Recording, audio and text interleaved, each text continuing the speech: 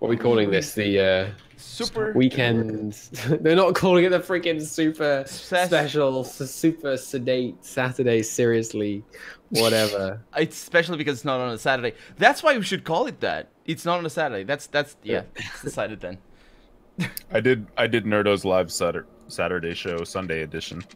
I'm calling it Weekend Podcast with Chew and Colonel RPG. That sounds good. Yeah, that's fine. You can abbreviate it Wanna be boring. to just Colonel, I guess, because Colonel RPGs. It fits. It fits. All right, hey Twitch, how Hey. you doing? All right, let's do Hello, this Twitch. thing. So, I see you. Gandalf, no, look. So we think we're gonna do like a podcast stream, which I think could be fun. I think so. So I think this could be good. So we're playing City Skylines, and we can talk a bit about City Skylines at points, but generally we're just gonna meander around and chat. I think it could be fun. Okay. All right. How the hell do you play this game? You lay down some roads and then lay down some zones and let everybody make money for you. All right. This road will cost me 20,000. Sounds about right. That I suppose. So hello everybody. Who am I talking with? On this end, it's true you haven't met Chew. I mean, you have for like the last 3 minutes. Yes. There's not much to know. So Dude. this is Chew. Chew, this is Colonel RPG. You're both lovely chaps, as far as I'm concerned. Well, not so as far as I'm concerned. So you should get along fine, I'm sure. Chew, Adaway, what? Not Adaway. Good lord, I'm gonna call you all the wrong names like at least 25 times a stream. By the way, so just embrace it. Yeah, Sounds fair. Yeah, it'll happen. Yeah. Chew, what time is it? It is 8:09. Oh god. Yep. See, I'm at a comfortable 4 p.m. over here, but And so am I. But you know, Yeah. that's us, dirty Europeans. hell yeah, Portuguese British master race. From the other side of the world. Bastards have been working together for thousands of years. He's not wrong. Well, yeah, it's not. But So yeah, I'm Colonel RPG, and I do YouTube and Twitch, although mostly YouTube, and focus on RPG games, as my name probably gives away. Colonel is the reason I know like there are good RPGs made in the modern era. So he has a special place in my heart. Hey Remesis, how you doing? Hey Santos. Santos says hi Chew. He didn't say I love you Chew though, which he would have done if you were Adaway. So you should feel very hurt. What's up, Santos? I hear Santos lives in Oregon. He does. Yes. Lucky bastard. Is Oregon better than California? It's colder. I would say so. Because it's not hot as hell. Yeah. There's less people. Fair enough.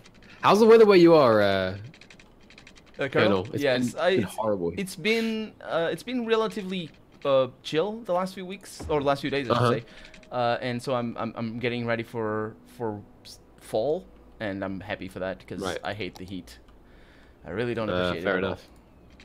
Fair enough. It's just got a bit warmer here. It was so rainy. It was hilarious. I went up. I don't know if anyone knows the Shard in London. It's like a big skyscraper thing.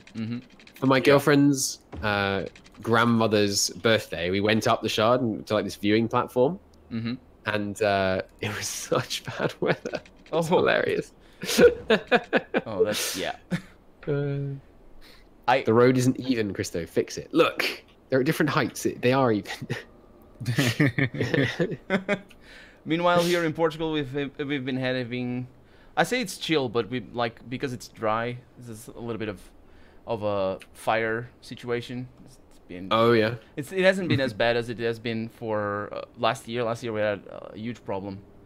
Of course, I can't complain with Chew on chat because he's from California. So.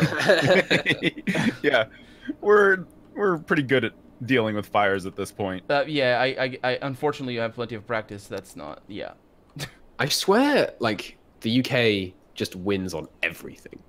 Like we don't have any fires, we don't have hurricanes, we don't have any of this crap. Volcanoes, earthquakes, what's that? No, but exactly. Nothing. Like, just why doesn't everyone just live in the UK? But Yeah. you can't come, by the way. Oh yeah, no. So I mean, why weren't you all just born here, idiot? Exactly. I don't know. I think it was some sort of religious issue or something like that. Someone might have kind of declared themselves more or less a god king. What are you talking about? I don't know what that's all about. I don't. Yeah, are you talking about basically the whole point of the monarchy?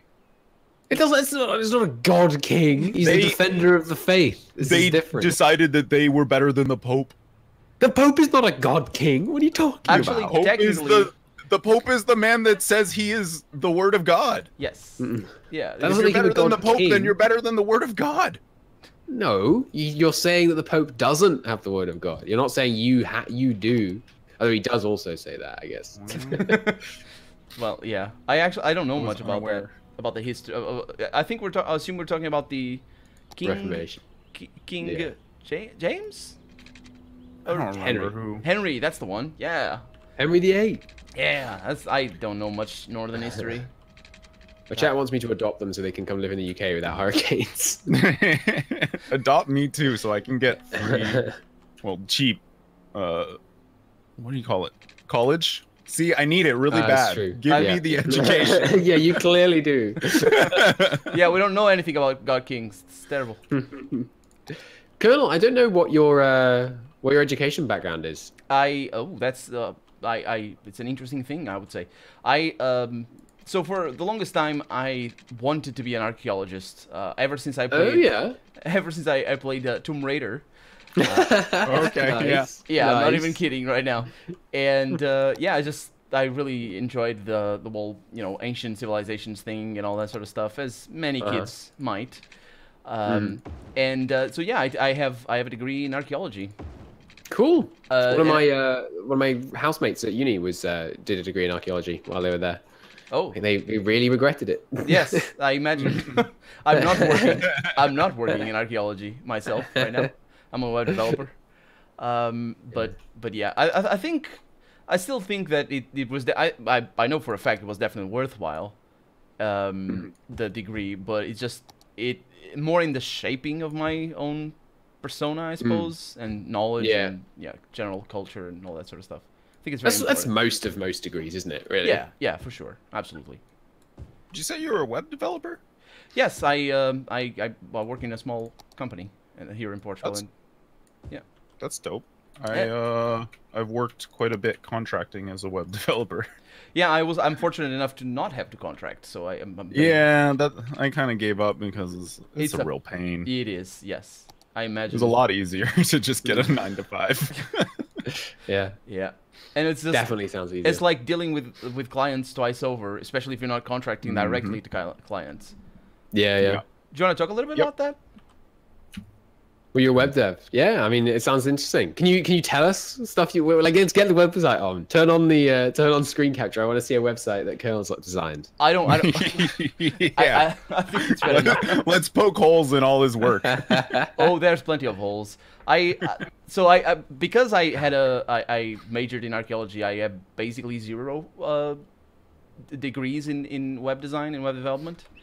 Right. Which means that all of what I have is self-learned, and sure. So yeah, there's a lot of gaps, which is interesting because we work with such small companies. For the vast majority of the work that even if you have a degree or something like that in web development, the vast majority of work that you're going to be doing is just simple corrections and just changing pictures and stuff like that. Yeah, that also was a part that I hated. Like, the real exciting stuff doesn't really happen until, well, not even until later. It's just, it's very rare that it does happen. And it just happens once a year, which is very exciting, of course, but still not. So, sorry. Yeah, go ahead. It sounds not to talk about the game too much. I'm bankrupt and I can't take loans yet. You've already lost. I forgot to power my water supply. Oh yeah, I know the feeling. Don't worry, you can restart. It's okay. I may have to, unless I can get like another. I need another like 140 people to move into this failing city, and then I can, make it work. Yeah, hopefully you can. I got an achievement. Your tax achievement situation and see if you can maybe adjust your. I got an achievement for being wildly unpopular. adjust your zoning and stuff. Michael, no, I can't do taxes yet. I love. Well, no, but like, which one pays more? Are they all the same in the beginning? I don't even know. I can't remember. I don't know very well. Oh, you can't see them. I'm being very. That's annoying. You can see the taxes? Yeah, I mean, if you click on the money thing, it shows your budget, but I don't see taxes. Taxes unlock later. Yeah. Oh, I see what you mean. Yes, I just have the budget. No restarts. Just stream hours of game losses. I might actually be able to get enough population to get this loan. I think you should be able to. I'm just sort of going chill as I talk about.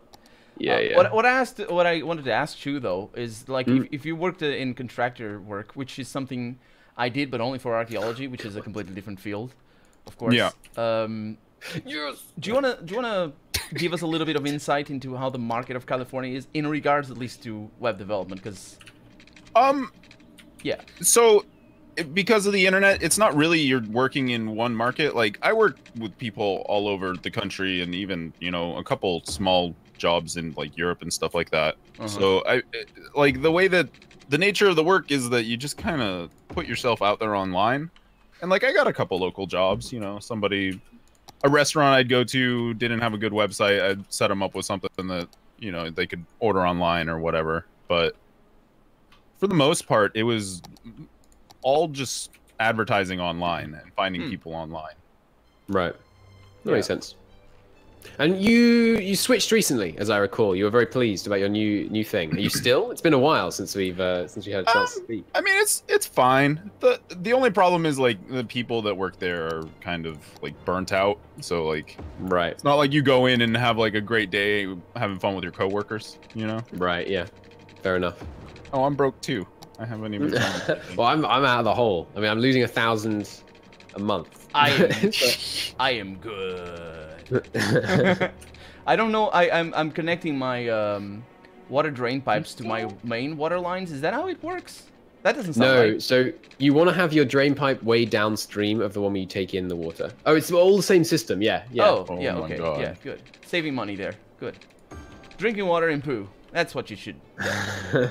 Yeah. Don't mix those, or everyone gets really ill. And so how is everyone? Says virtual. I'm very well. I moved into a new house. Yes. So tell us about it. Living life. It's awesome. I'm on the A1, which is like the main road in the country. The famous which is one. quite funny. So it's a little bit noisy occasionally, but it's busy and fun and nice. I'm really enjoying it. Yeah, it's good. Awesome. It's good. I was buying light bulbs today. We got new bookshelves and all this exciting stuff going up. I love I still live with my parents even at the age of 31. I just what it is. But I recently, like probably like 6 months ago, I decided that I was done with having to just put things in my wardrobe or in the garage or something like that. Just all the boxes from computer parts and all that sort of stuff. So I bought myself 6 months ago my first few shelves ever. And what? You have never had shelves? I had never had shelves, and that was what? That's madness. It was the best thing. It was the best thing because shelves are the best thing. And yeah. Like, everyone else has known this for like hundreds of years. So I went to IKEA and just bought one shelf. And I was just being just sort of the one shelf should be okay. Yeah, but they were so amazing. I just bought 2 more, and yeah. Shelves are great. It's the best thing. What? I have like one of those box things that's all just shelves, and then I got like another shelf, and then I've got shelves everywhere. Colonel, that's amazing. I realized that. Yes, it was amazing for me as well. Well, chat is going to dox me now because they know I live on the A1. Oh yeah, that's such a small, tiny road. That's zero toast. Yeah, chat. You know, it's using like your surveillance network. It's like 400 miles long. Chat. That's nothing. That's actually something that's interesting when we compare Europe in general to the US in particular, and just the distances are. For us, it's not like we travel all over the place, because we could at any point and within a day travel like to 5 or 6 different countries and just see a bunch. And where in the US it's different. It's just that we don't do that. And that's it's just freaking awful US for miles. Yeah, well, like, I mean, say I wanted to visit Santos up in Oregon, it would take me over a day to drive there. Yeah, that is kind of crazy. I could get to like Spain. I could probably get to Colonel in 24 hours. Oh yeah, for on sure. the car. Absolutely, yeah. I've been entertaining for a few years doing a little bit of a road trip through Europe myself. Oh yeah. And just within a week, and traveling only about 24 hours, I could do a bunch of countries and just be fine. Yeah, definitely. And, yeah. So except I can't do it alone, which would be a little bit. Yeah. I don't know. I don't like road trips much. You're into that idea? I don't know. Just driving is just so unpleasant if you were doing it like long times. Yeah, that's true. It's just. You tried flying long times? It's more expensive. It's more expensive. It sucks worse. It's not. It's nicer. It's worse, really. No way in hell. No, it's way nicer. Planes and trains. Airlines. Okay, maybe your airlines suck. It's true. A lot more people in your countries like need to get flights more regularly, so I have to imagine there's some more down market airlines. I don't think that's gonna happen though. It's the airline market is. I'm not sure it is like if you look at the new airplanes and stuff like that. Like the reason why the Airbus A380, I think. You take your word for it. Yeah, there's like a big Airbus one, and like even the 747s are losing market share, and the A380 almost stopped being produced, except for Saudi Arabia. The Fly Emirates. No, that's not Saudi Arabia. Yeah, that's the Emirates. And they're like the biggest client of that, and like they're saving that plane single-handedly. Right. And the reason for that is because just there's a lot less. I saw a video about this the other day. That's why I'm talking about it. There's a lot less need for the big lines and the big sort of big routes from like London to New York and stuff. A lot of more people do small flights these days. Right. And so the market is changing considerably, and I don't know that we're going towards the cheaper version of it, precisely because those big flights are the ones that save us money in the long run. Yeah. Yeah. I say this You'll get cheaper flights. Well, if they can be cheap about it, they will. That's the whole point of the corporation, you know? Yeah, but they make as much money as possible, spend as little as possible. Yeah, but not like the savings aren't supposed to be transferred to the customer. Yes, exactly. Yeah. Well, okay, no, I'm saying that the quality will be cheaper. I'm not saying that it'll cost less. Okay, yeah, that's true. Oh, yeah. I think that's probably right. Yeah, I don't think their prices will increase unless, of course, because of environment and things, we might just hit a point. That's true. Countries are probably going to bring in more like carbon taxes and stuff. Yeah. The other day, I was seeing a video about carbon taxes, and if we had to pay for the gas alone, so it's not even the companies, for the gas alone, if we had to pay the cost of the true environmental damage that it does just from our cars, the price of gas would just double. And like... Yeah, no, it'd be insane. Yeah. It's such a huge drastic change to our lives if that were to happen. Yeah. I'm not sure if... So I'm kind of just hoping my citizens behave. Like, we don't have a police station and I can't afford one. So... Oh, I don't have one yet. I'm just kind of banking that they behave themselves. Yeah, I can raise taxes. Nice. Oh, you can... I seem to find like 11% seems to be the sweet spot. I thought it was 13. Oh yeah? Alright, I'll try 13. Yeah, I think you can get it up to 13. Don't sue me if they... Maybe anyway, it's nice. Yeah. Yeah. It would be great if those values were randomized a bit. Oh. Yeah. It always seemed like you just set them and forget about it. Yeah. Yeah, more or less. So have you guys played this game a lot? Like a fair amount. I've probably built like 2 or 3 cities. What's your maximum size? I don't remember. I think I maxed out. You did? Yeah, pretty sure. Yeah, I didn't max out. I got tired of traffic. I remember that. Yeah. I liked building subways and things. It was fun. Yeah, when we get to like the big, like metropolitan cities, that's the best part of the game. I find. It's very difficult to see what your public transport does. Yes, but it's quite It's quite enjoyable seeing, like, when you put in a bunch of tube stops and then just, you know, like an hour later, you're like, oh, there's no traffic anymore. Cool. I guess it worked. I suppose, yes. The technicians were right. Should have listened. Yeah. And it's funny, like, people... This game got a lot of popularity on the back of both the lull of this sort of game, but also the fact that SimCity, the new SimCity, was so bad. Oh, it was so bad. But a lot of people just get stuck on the fact that this is based on a system, on an engine, I should say, that was for, what was it called? Railroads? Or it was basically a game about public transportation. Yeah.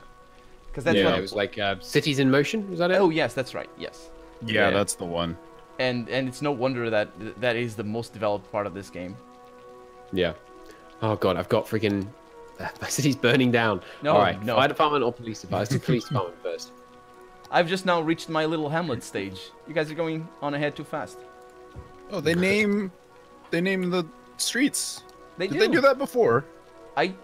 Yeah, I think so. I think so, yeah. Yeah, Oh, Chestnut cool. Street, or which is the one? Yeah, Wilson Street, like has like 6 buildings on fire right now. Just never paid attention before. That Wilson is a bad person. Apparently, yeah, we got an arsonist in here. Call the cops. You don't have cops. Dang it. No, we don't have cops yet. No, I do. Which one did I build? I think I built the police station first. Yeah. Keep them in line. You don't have the fire. You know what? Actually, do you want to do... We could totally do 2 games in this segment if you wanted to do half an hour of this and then half an hour of Frostpunk. Oh, I don't have Frostpunk, though. Own Frostpunk. Yeah. Maybe next Never week? mind. We'll do that in future. Yeah, Frostpunk is really good. They just updated it as well. I never played it. I've seen Let's Plays, but I never played it. I have a mod conflict or something. Every time a building burns down, it gives me an error. I guess that gives me a motivation to try and not have buildings burn down. Yes. Yeah, there you go. As if you needed some motivation for that. Oh god. Actually, there's not much motivation for that. No, there really isn't. No. It just means you know you're doing something wrong, I guess. I'm building my first love it recycling when they station. build where there's not electricity. Oh yeah. And then they're all just like bitching. They're like, I don't have electricity. What's this place? Go near the power line, fool. It's closer to the highway connection. What are you doing over there? It's cheaper. The price of real estate. I'm not a lawyer. What is this? I mean, I'm pretty sure this place is dirt cheap. There's nothing here. Yeah, this is like a little logging town in the middle of nowhere. Oh, I have access to Texas now. Fantastic. How do you... I can't... Nah, hang on, I'll deal with it. I need to turn off this one. But the... What was I saying? You were saying... Yeah, Frostpunk, it's worth a look. Frostpunk is a very fun game. It's a fun game. It's like a little... it's like... what's that game? Like the kind of indie-style colony sim? Oh, there was one in space, you mean? No, the Banished. Oh, Banished, yes. Banished, yeah. It's like Banished, but very limited space and with this really cool temperature mechanic. Yeah. Frostpunk, that is. It's really fun. I've seen the heat maps. The heat maps look fun. It is really fun, yeah. Having to make sure all your buildings are well enough insulated and you burn coal at the right speed and all that kind of stuff. Just like any game with predator vision. The vision is also, it's really polished as well. And I like as well the sort of text adventure style mechanics as well. That's what they are fun. That's what drew me to that game. I didn't get it, as I said, but I was considering doing a Let's Play when it came out. I just never did. My problem was I was very detached because I wasn't streaming it the first time I played through. So it's like, oh, you found 28 children in a cave. Let them starve. I just don't care. That is one main thing that I've seen in all the Let's Plays that I've seen is just it's best not to care about the children as much as you can. And when people start getting revolted, then you should care a little bit about the children. Sure. Well, you care about your local children, but like children that no one's gonna know about. Let them die. Yeah, as long as they don't know it. Yeah, what they don't know doesn't hurt them. I'll make the tough decisions for the town. So speaking of which, what games are you playing? You mean in general or now? Now. I mean, now. Yeah. Yeah. What are you playing right now? Not right. That's what now. I mean. No, that's what I mean. What do you? I mean, I play City Skylines. No, he means like what you've been playing lately. Yeah. Well, there's this little indie game called Europa Universalis 4. Oh, I think I've heard of it. Yeah. I play that quite a lot. But no, recently I've been playing Dwarf Fortress the last couple of days. It's been such good fun. I love that game. Have you played? Yeah. I have played a little bit, enough to find gold, and then I got killed by, I think, a cave-in or something. Oh yeah, I haven't been attacked yet in my current one. I did a 5-hour stream of it yesterday. It was good fun. I need to. I need to get into that. Actually, I need to get into. It's not quite the same kind of game. Into Cataclysm DDA, Dark Days Ahead. Oh yeah, I haven't heard of that. Yeah, people keep telling me to play it, and I kind of want to, but it's kind of daunting. That sort of game. It's sort of, you know, it's similar to Dwarf Fortress. In the presentation style. Yeah, it's that sort of right. ASCII, not ASCII, I guess, but yeah. I know what you mean. Yeah. But yeah, Dwarf Fortress it's really fun. I'm getting some really nasty error messages. Like normally you get the little console log. I'm getting like big red stop signs that are like invalid IL code and bulldoze mod dot. Yeah, turn off auto bulldoze. It doesn't work. I had to do the same thing. Yeah, I'm gonna have to save and go back and do that. You can just turn it off in game, so it's not a problem really. I got a lovely little sprawling city. I see it's a Ferrari already, a sports car. It's all good. A Ferrari. Ooh, you should requisition it for the mayor. Your car is mine now. I don't have auto bulldoze on. What about you, Chu? What have you been playing? I've been playing a lot of Magic the Gathering Arena because it is a brilliant game. Yeah. I mean, well, Magic the Gathering is a brilliant game. I downloaded it. It's a CCG game. Yeah. Is it CCG? Yeah. Yeah, and, CCG. It was so bad. I played the tutorial, and I was on voice chat with Adway at the time, and I was just saying, like, this is so bad. What is you thinking? You don't like Magic the Gathering, huh? It was really bad. I tried. Was it really bad, or were you really No, it was just the tutorial. The entire tutorial. I mean, I'll try it again a bit. Skip the tutorial. The problem with the tutorial was I played the whole tutorial. You make 0 choices in the entire tutorial. I know. It was horrible. What was the point? I thought that I had told you to skip the tutorial. I'm sorry. I should have done that. Did not get this piece of crucial information. Yeah. So, I mean, obviously have like a wiki or something open so that you can kind of know what's going on, because there are a lot of card interactions that are kind of unless you understand the rules, it's not going to make sense. But sure, yeah, the tutorial was just so boring, and it goes on forever. I don't know what they were thinking with that. Like, it's real dumb. Hey, I'm a boomtown. CCG's card how is it? Card capturing? No. Card collectible card game. Yeah. Yes. So you open packs and keep a deck and all that. Yeah, I've played a couple, Hearthstone for a little bit, but I dropped that pretty fast because it's pretty obvious that it's I don't know, it's money making machine. Well, yeah, that is immediately obvious, but I think it's my problem was more that you had a specific meta that you had to follow, like the best packs at any yeah.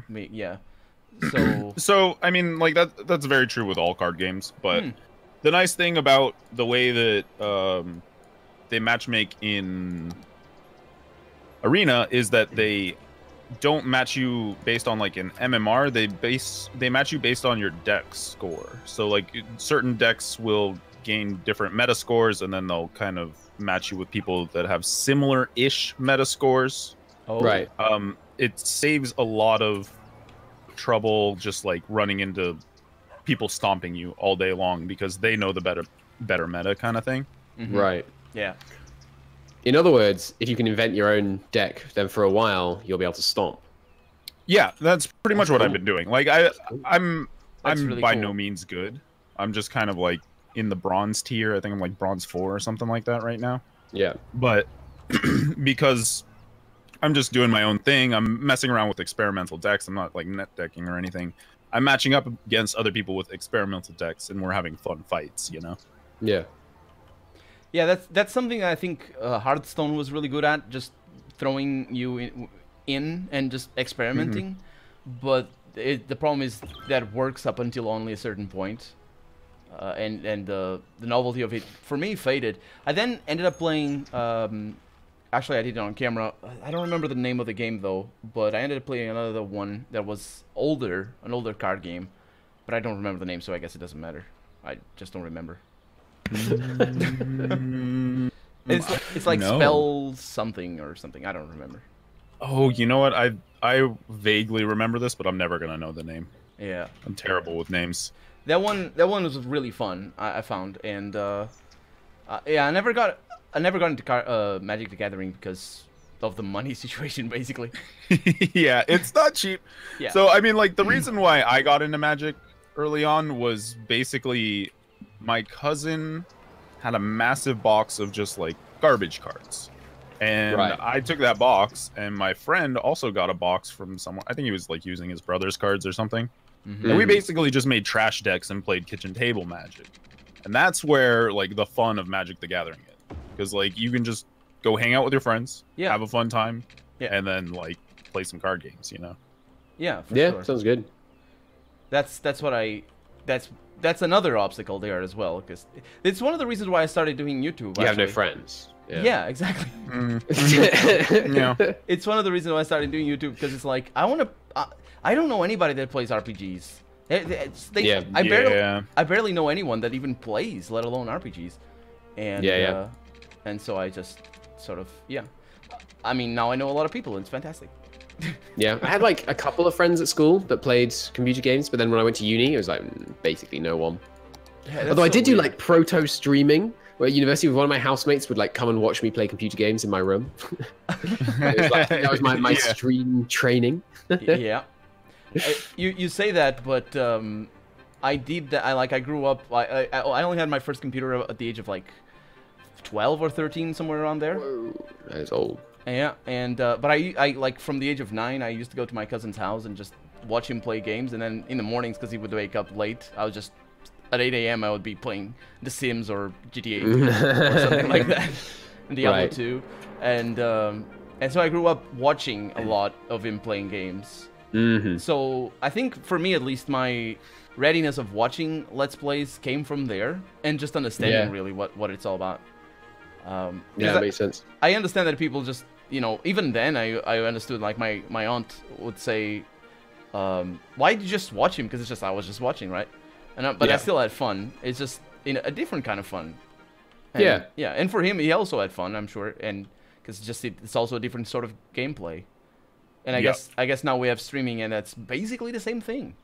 Except, pretty much. Yeah, it's very similar. Yeah, I feel that. Yeah. The ideal, anyway, it's similar. There's other like some people stream in like different ways, which make it I don't know, less fun for me. But in the ideal, I think it's just like you're watching someone that you like play along. Yeah.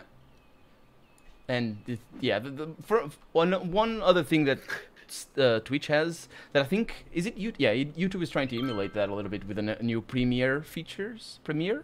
Oh yeah. It's like the joined experience of watching a video. I'm not sure that works quite as where well. they're rebroadcasting. Yeah. I don't. Yeah, no, it sucks. I don't understand why it has no benefit over YouTube. Yeah. It's like chat interaction, but like not really. The whole point of Twitch is that the streamer is like actually there. Yeah, exactly. Because when a streamer doesn't interact with chat just becomes either a shouting match or just or people arguing and just going no. I'm a worthy village. Okay. Speaking of Tycho, it's talking to you're a worthy village. Yeah. It's worthy. It's good. That's like the second tier. Yep. That's where I'm at. Speaking of talking, look, I'm getting an elementary school. All right. I just got one. So you're saying chat spams when people don't talk to them. My chat right now is yes, no, with lots of dots for like the last 20 messages. Oh boy. So strategies for this game, the one I like to use is you just build a little town and then you let it run for a while till you got loads of money. Then you bulldoze the whole thing and build a city. Yeah, I've used that strat before. Brutal. It works. It worked pretty well. Perhaps is now appearing in the spam. Your chat is very interesting. Strange. Yeah. Strange. Cristo is blessed with an active chat. Oh yeah, that's another thing. Yesterday I was streaming because I didn't talk about the games I've been playing. Yeah. Sorry, we didn't ask. Go ahead. Yesterday I was streaming Pathologic, which is a lovely game. It's a weird sort of walking simulator mixed with survival and going around town. It's such a weird game. Oh yeah. But I was streaming it, and it's an indie sort of unknown game and all that. Yeah. And somebody in chat on Twitch said that I'd have a bigger audience if I streamed bigger games, which I know is a common way of thinking. But honestly, I mean, the thing I said in reply was that like I usually get about 10 people on Twitch. And I think I played through the whole The Witcher 3. I think that was the first game that I did on Twitch, and I played through the whole thing. And I don't think I had ever gone above 10. It usually was 2 or 3 people watching and saying nothing for hours on end, and I was just streaming and talking and just doing a normal Let's Play.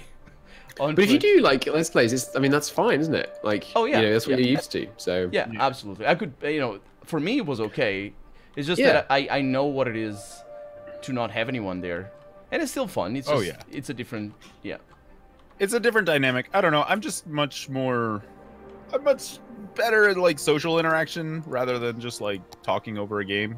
Like I can talk over a game for an hour or two, but once it starts getting longer than that, I start to slow down, like, get a little quiet. Oh yeah. So it doesn't really help for the streaming. Yeah. So the thing about streaming is like it's important to remember. At least I think this is true. Anyway, there are streamers that have like 10,000. Oh god, a bunch of my houses are flooding. It's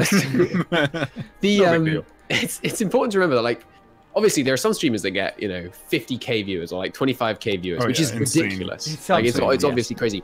But like if 5 people want to watch you play a video game, that's weird. Like that's a lot. Yeah, just some random stranger too. It's not even like somebody that you know.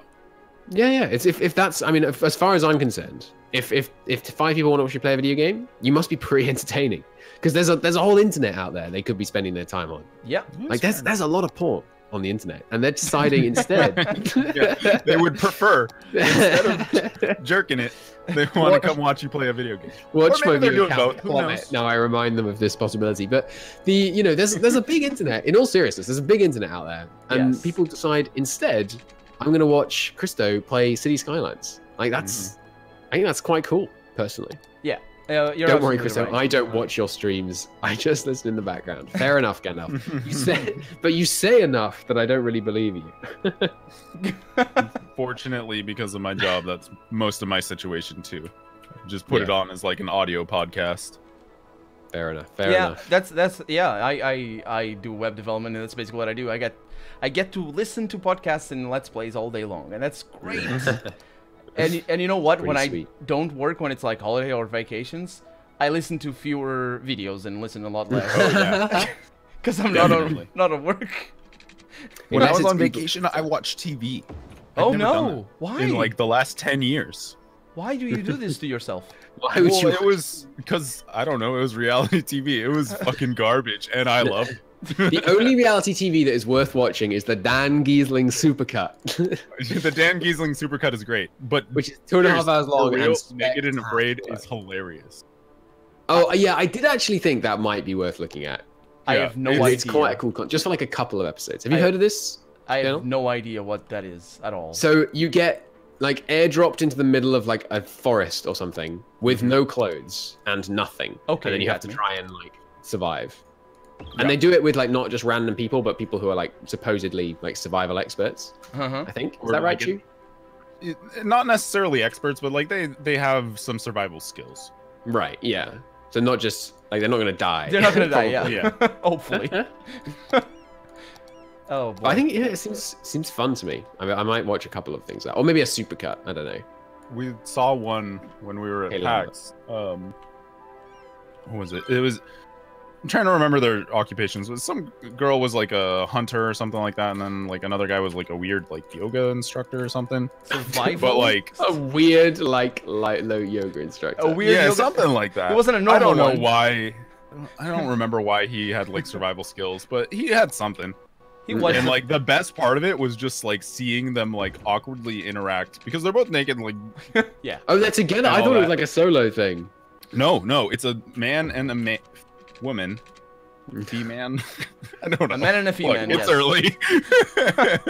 Man and female go out into the woods, and then they try to survive. But like it was awkward because the dude like straight up made it awkward. He was like trying to like cuddle with her and shit. It was great. God. It was amazing television. His first concern was we need to warm up, even though it was in the middle of the day. He was in like the middle of like a rainforest too. Like, it's not that cold. Yeah. Yeah. Well.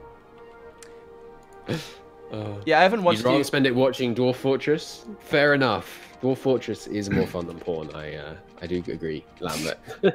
Well, there you go. It's confirmed. Need to play that game. It's very good.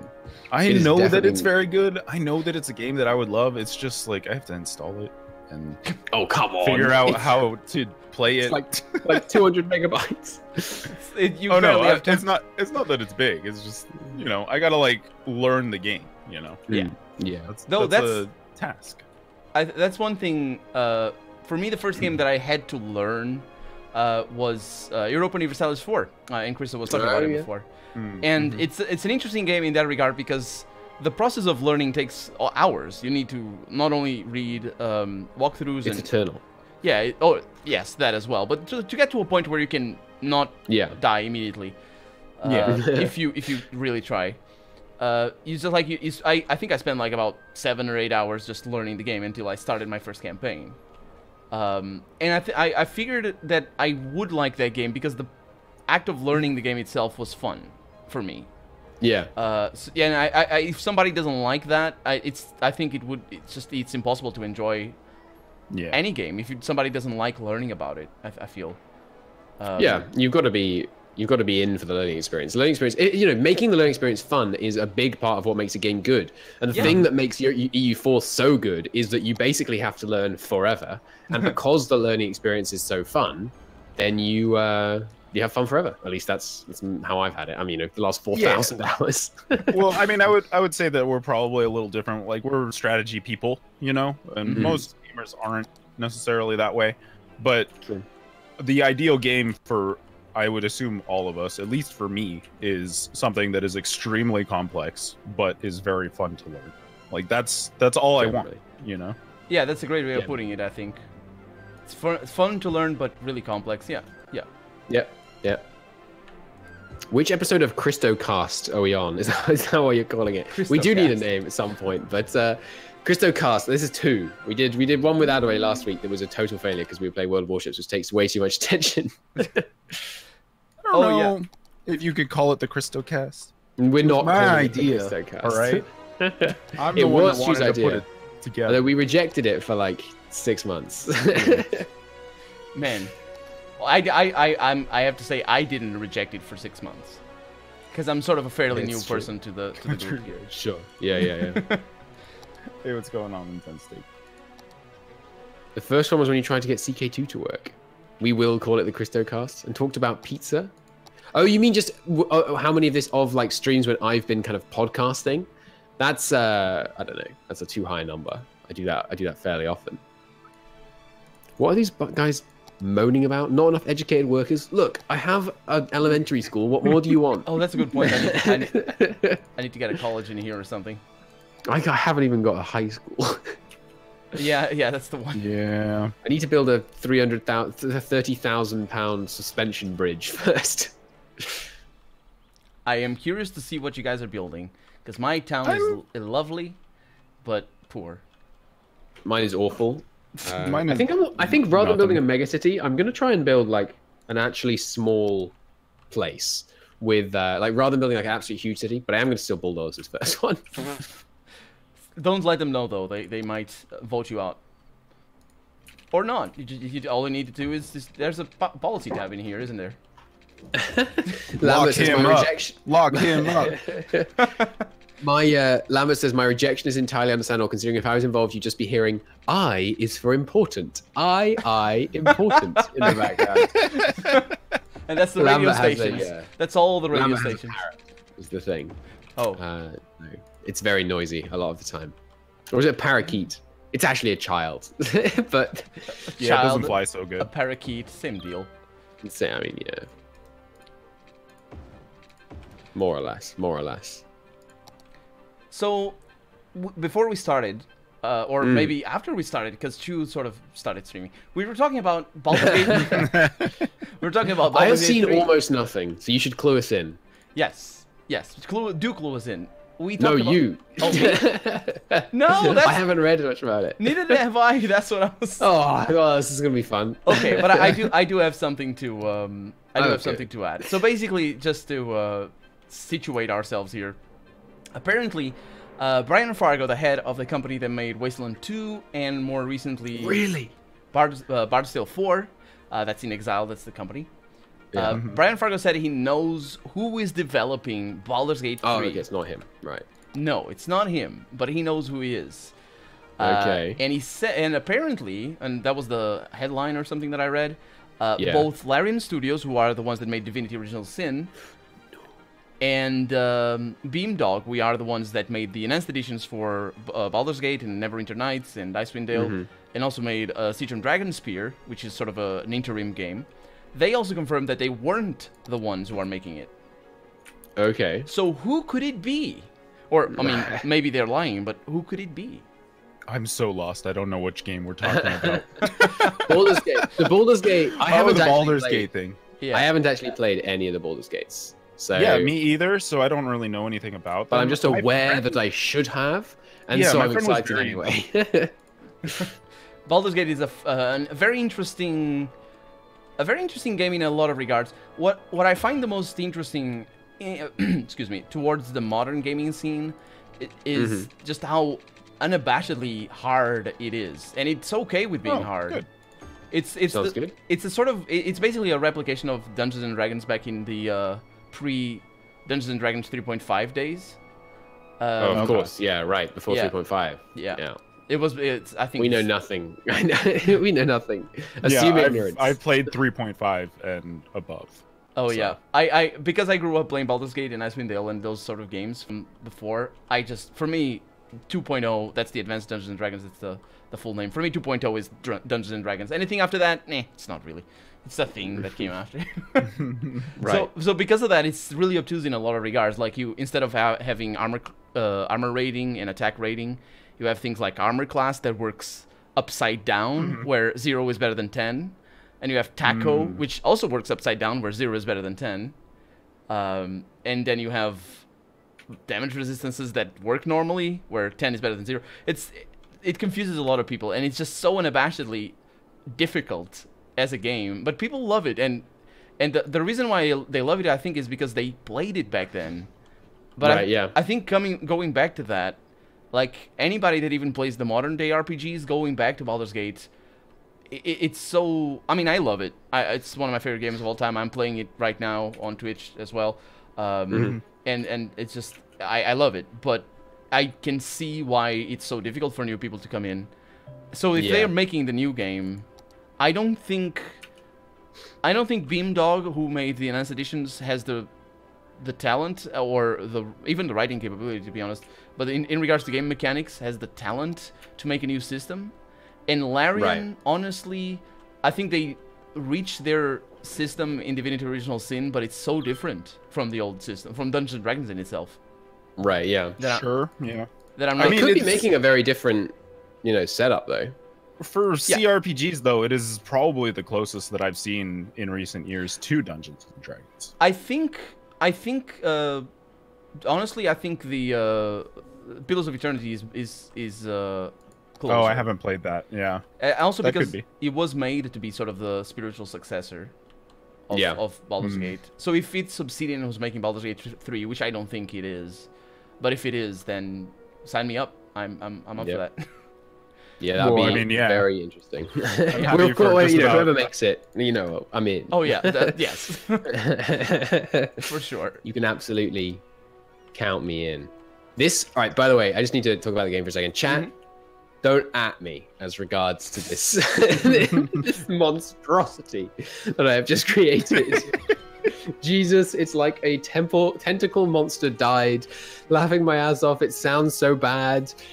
Bold and brash, this belongs in the trash. I'm deeply confused as to what Cristo is doing. Do you actually think that will work? It's San Andreas on a ramp. That's ugly on a ramp. Oh my god. You do you. Come on, Cristo, you can do this. Don't let the haters hate or things. Look, I'm with bold and brash. This belongs in the trash. I like that. Yes. Oh my god! What did this truck just do? Sorry, you guys can't see this, but he just went up here and then turned around and went back down here. Where are you going, you madman? That sounds like City Skylines to me. Yeah. Yeah. Oh god. All right. Sorry, I was a brief diversion into the world of Cristoville, the hell. Oh, you named it. You named it Cristoville. I didn't name it actually. I should name it. How do Mine you name is it? San Rico, and I'm gonna go with that. It's almost it's almost Pan Rico, but it's not quite. Do you guys know what Pan Rico is? That's not a thing, is it? No.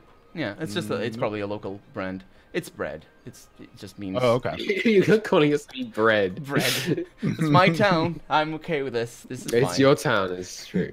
Oh, my garbage processing status is terrible.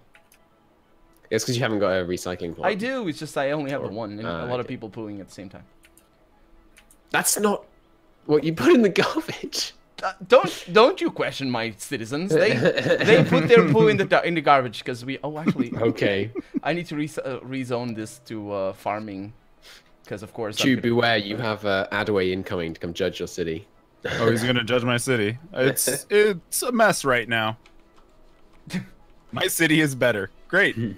Damn it! It's a low bar, but you know, I'll take it. Any praise is good praise. Well, yeah. Well, any praise That's is good praise. It's true, yes. Thank you. Yes. Lava says, "Dude, oh dear, I think your city's better." Of course, they can't see mine. Otherwise, they would be saying that my city is better because it is. Lambert, we need to know how mine is compared to Colonel's. Yeah. Eventually. You can all is visit... Adaway in Juice chat? I don't think Adaway is around right now. He's busy today. You can all visit my YouTube channel, which is where I'm going to put this podcast thing. With a name. With the correct name. Because we, as of right now, don't know the name. We might not know it's true. By the end.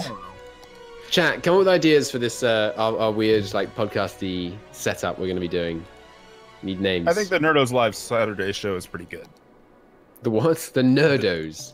The Nerdos Live Saturday show. What does that mean? I'm okay with that. We're playing nerdy games. I don't like fake words.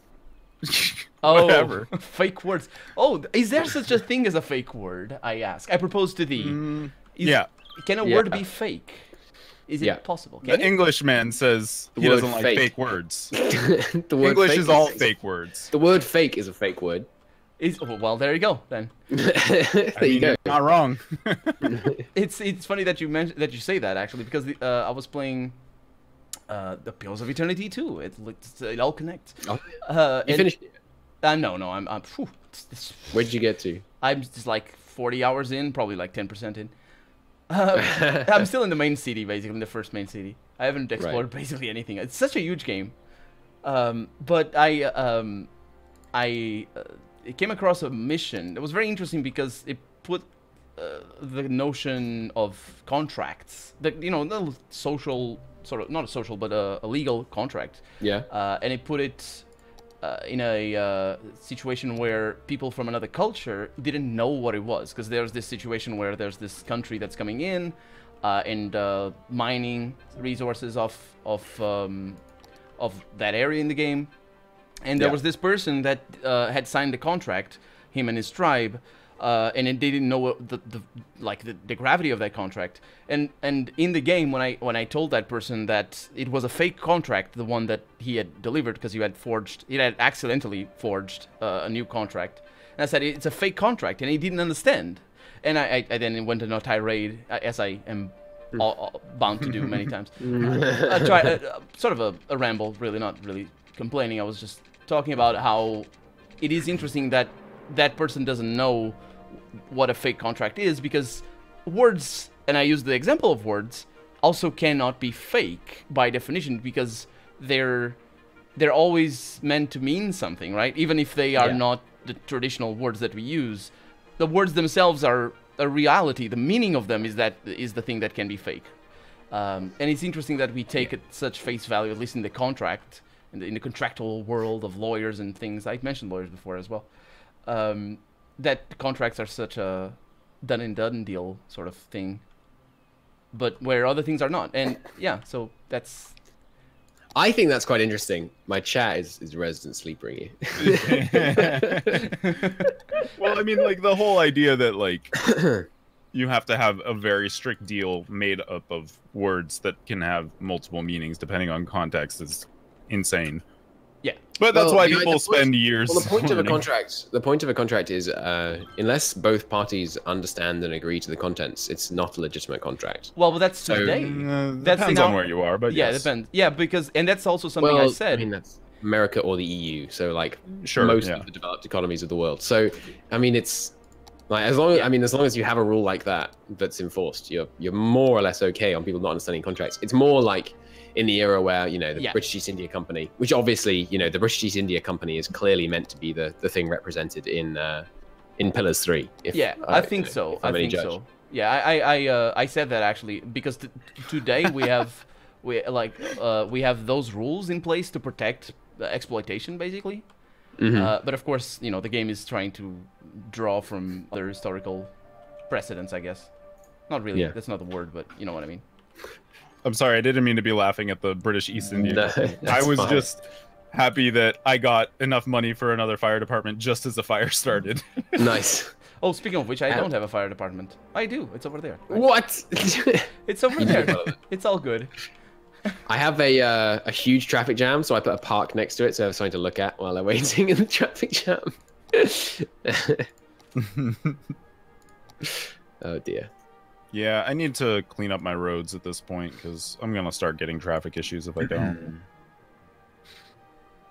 So how do those trucks manage to navigate the evil tentacle monster? That's what we know. Look, it's not that bad. It's just the curves that are a little funky. You're making curves, you heathen. You need curves on off ramps. Well, on highway off ramps, you need curves. Yeah, that's true. Yes. No, I'm making curves like in my residential. Don't do that. Well, it's too late. It makes it look. Lambert says it's better. It makes it look nice. Yes. What do you mean, Gandalf? Are you saying my my off ramp is not thick? Don't you criticize the thickness? I am going to use curves now. You said that actually. I'm going to build like a concentric circle city over here. Yeah, I usually I'll make a main road that's curved and then build a bunch of side roads off of it that are also curved. And it sounds awful. Lambert, you said his city was better than mine? Sounds awful. Well, at least I got chat's approval. That's all I need. That's all we need, yeah. You didn't get chat's, just Lambert. There is a thing called jails availability in this game. Yes, you need more jails. The flooding of these houses is... It's funny because I've got these little 1x1 houses that keep getting flooded. And I have to imagine that's where we put like the undesirables in these tiny little houses that get repeatedly flooded. So I hear you like heavy metal. Go to that house that's flooded. I don't want to hear your partying. What is this? 1999? Was that a time where people liked heavy metal? Music too quiet. Yeah, but Gandalf, you say that. That could mean it's the perfect volume because you are not to be trusted. I'll make it a bit louder. Ooh, I have never seen this terraforming map before. It's quite pretty. I saw that just now. Contours look good. Yeah. Does the snap button do anything? I don't think it does anything. I'm still snapping to the road.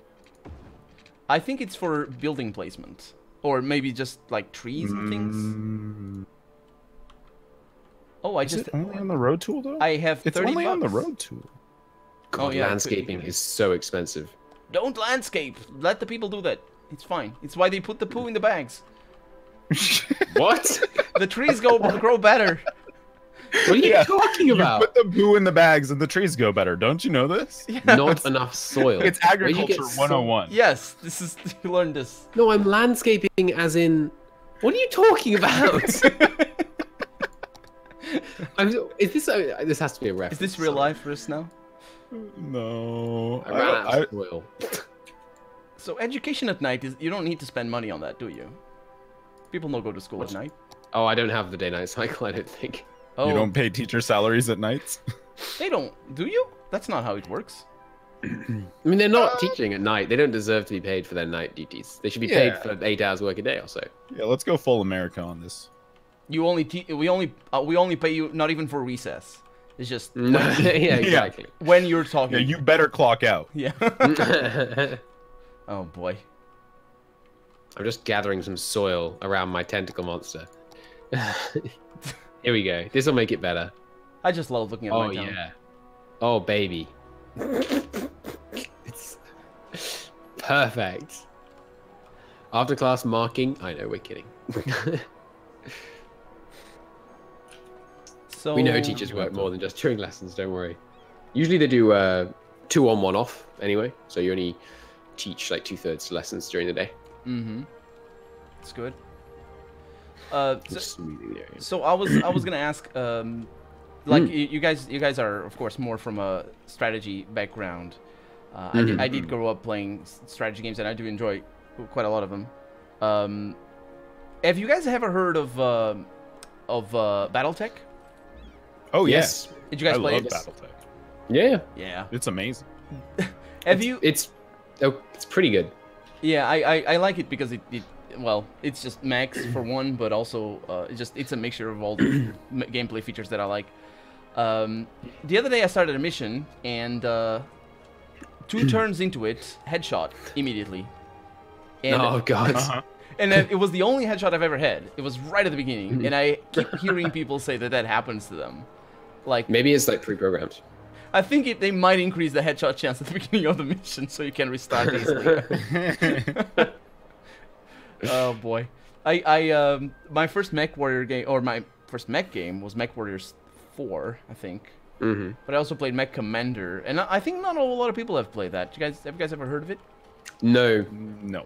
I think one of the first games I ever played was a like a mech fighting game. I can't remember what it was called. It's ancient though. Armored Core, maybe? Possibly. I really don't remember. But I didn't like. I mean, I won't talk too much bad stuff about BattleTech because, like, you know, my company published it. But it was okay. It was okay.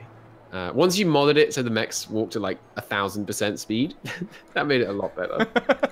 Yeah, they're a little slow for sure. I think that's the Mech Warrior style, though. Yeah, like it's kind of hard to not do that. Absolutely. Just got so bored. Like, I need them to walk faster so I can actually get things done. But it was fun. I will give it another go. Maybe when a DLC comes out. Didn't they announce a DLC? No, that's Surviving Mars. No, they did announce for BattleTech. There's a DLC coming. I've seen. Cool. I'll probably play it when that comes out. Yeah, I don't know what it is though, but I've seen something about that. Well, because you know Paradox, they stick to things, which means it's so good because you get, you know, always. It'll be better. It'll be a lot better a year after release than it is at release, which is always nice. Yeah. Yes. It's just for YouTubers like me who cover things on release, it's just a little bit different. Although, one of my early successes on YouTube, I had like 100 subscribers at the time, was Pillars of Eternity, the first expansion. And yeah. And I found out that I got a lot of traffic from doing a Let's Play on that window of time. And of course, for a small channel, it was really a lot. Yeah. So, yeah, sometimes it's not quite just all about the release, but it's of course the most traffic is from the release. I've got these windmills, right? And they got solar panels on them. They're not all solar panels are pointing in different directions. They're wind turbines. Wait, your windmills have solar panels. Wind turbines, same thing. It's not. But yeah, it is. It's a different thing. Come on. Have you never been to the Netherlands? Are you milling something? Yes. Look, we call them windmills. You milling out the electricity? We call them windmills, okay? Okay, you can turn the music down a little bit. I told you Gandalf would be trolling me. Oh boy, that's what you get. We'll try that. I guess I'm bulldozing. Oh, if you got, I don't know volumes, but mine is like currently 7% on main volume in game, because these trumpets, musics, the music. I turned off the in-game music, so. Oh yeah. Undesirable getting flooded again. There they go with their heavy metal. That's what they get for listening to Sabaton. So click my link. I'm not going to enjoy this, am I? Oh, that's really good. I guess he's enjoying it. He made a meme of the guy she tells you not to worry about and it's my off ramp thing versus the pre-programmed off ramp. That's really good. I need to see these things. Yeah, I will copy it into the Discords. Oh, nice. Look at that. Oh my god! Look! What are you? Oh god! It's not that bad. It's not that bad. It is. Stop laughing at me.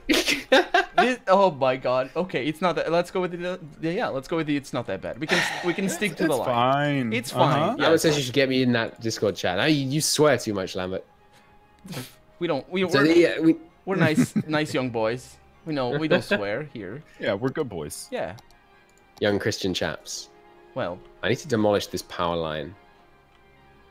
You don't swear enough, you mean? No, I know what I meant. Let's take out this power line. What I do? Oh, look at that! There's a train, a cruise ship. See. Well, it's too bad I already deleted all the roads.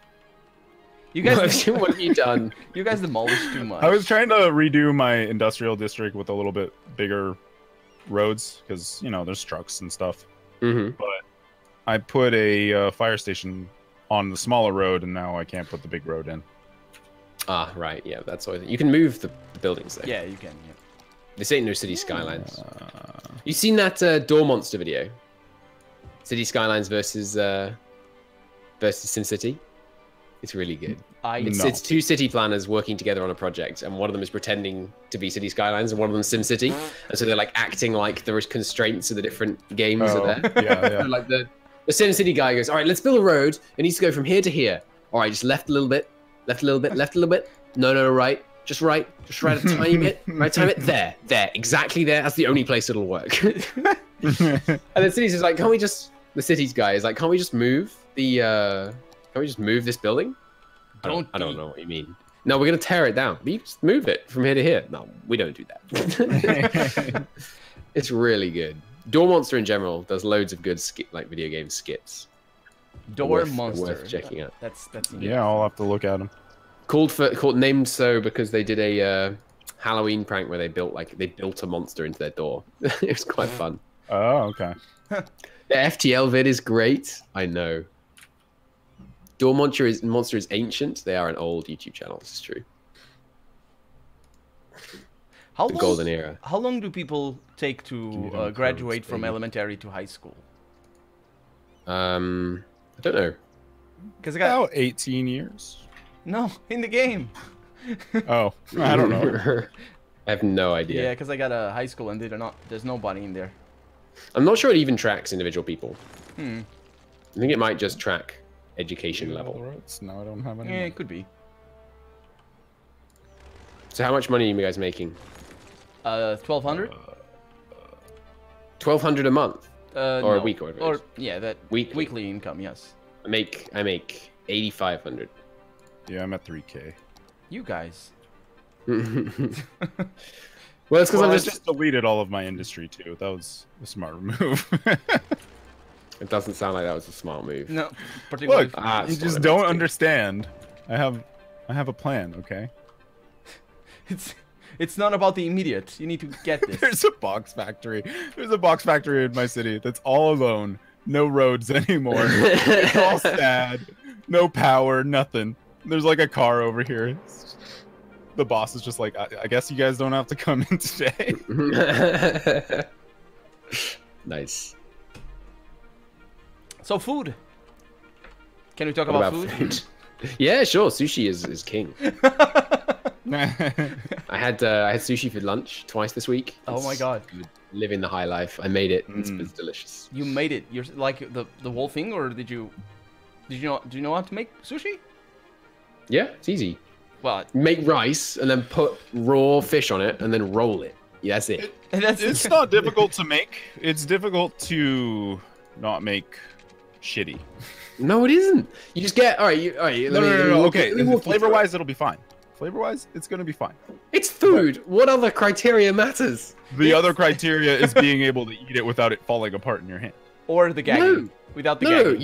you get nori, like the seaweed, and then you put a layer of rice on it, and you put some salmon or some tuna, some swordfish, some eel, whatever you're feeling like. I see. Layer it along, and you throw in some avocado, and then you roll it up in the nori, and then the nori holds it all together. Okay. I like to imagine that nori is just a character. Nori the seaweed. You roll it. And I always try to do inverted rolls, and that's usually my problem. Why? They taste the same. Don't be fancy. I don't know. I don't like the crunchy on the outside. I want the soft rice. Sushi's revolting. You know what, Lambert? You're revolting. Yeah, you know what? Get out, Lambert. I don't care about your compliments anymore. Your sushi is delicious. I love sushi actually, but I don't know how to make it. I barely know how to make anything, but yeah. I mean, the only thing the only thing that really takes any like time or knowledge is you need to know how to prepare the rice. Yeah, but that's just you put it in a pan and you add water. What? Oh yeah, rice is. Are you serious? Rice is. Are you? Yeah. Cristo. Yeah. Really? That's not quite what happens. You're not making sushi rice? What do you mean making sushi rice? What is this? Sushi rice is not just rice. No, I know. You go to the Oriental supermarket and you buy sushi rice. Oh my god. And then you cook it. You've been sushiing wrong. Cristo, the vinegar, sugar, salt, you have to spice. That's how it is you just get it pre-made. Oh yeah, that you understand that sushi is like the rice is the sushi, right? Nah. Like you are just making rice rolls. I will make. You know the easiest sushi to make. The easiest sushi to make is salmon sakashi, not sakashi. Oh god, I've forgotten the name now. I think you have. I mean, it's not difficult. You put in like I don't know, it's like a couple tablespoons of vinegar and a little bit of sugar, and it's fine. But like, you gotta do it, man. The name for the kind of sushi which is the best. Sashimi. Just have sashimi. There you go. No rice. Sashimi. Sorted. Yeah. That's not sushi. You just get. It is sushi. Sushi. It's not sushi though. It is sushi. No, it's not. It's sashimi. Sashimi is a type of sushi. No. It's not. But actually, yes, though. Oh, sorry about that. That motorcycle disagrees. I told you, I'm on the A1. Oh, that's right. The thought of eating raw fish makes you want to puke. How do you take your steak, Lambert? Not raw, hopefully. I mean, I'll eat steak raw. Raw. Any of you guys had? Seasoned? Yeah, raw. No, I think tartare before. Steak tartare. It's just raw steak. I never had that actually. Yeah, It's like you get a pile of like thinly chopped raw steak. You add some nuts, maybe a little bit of lime juice.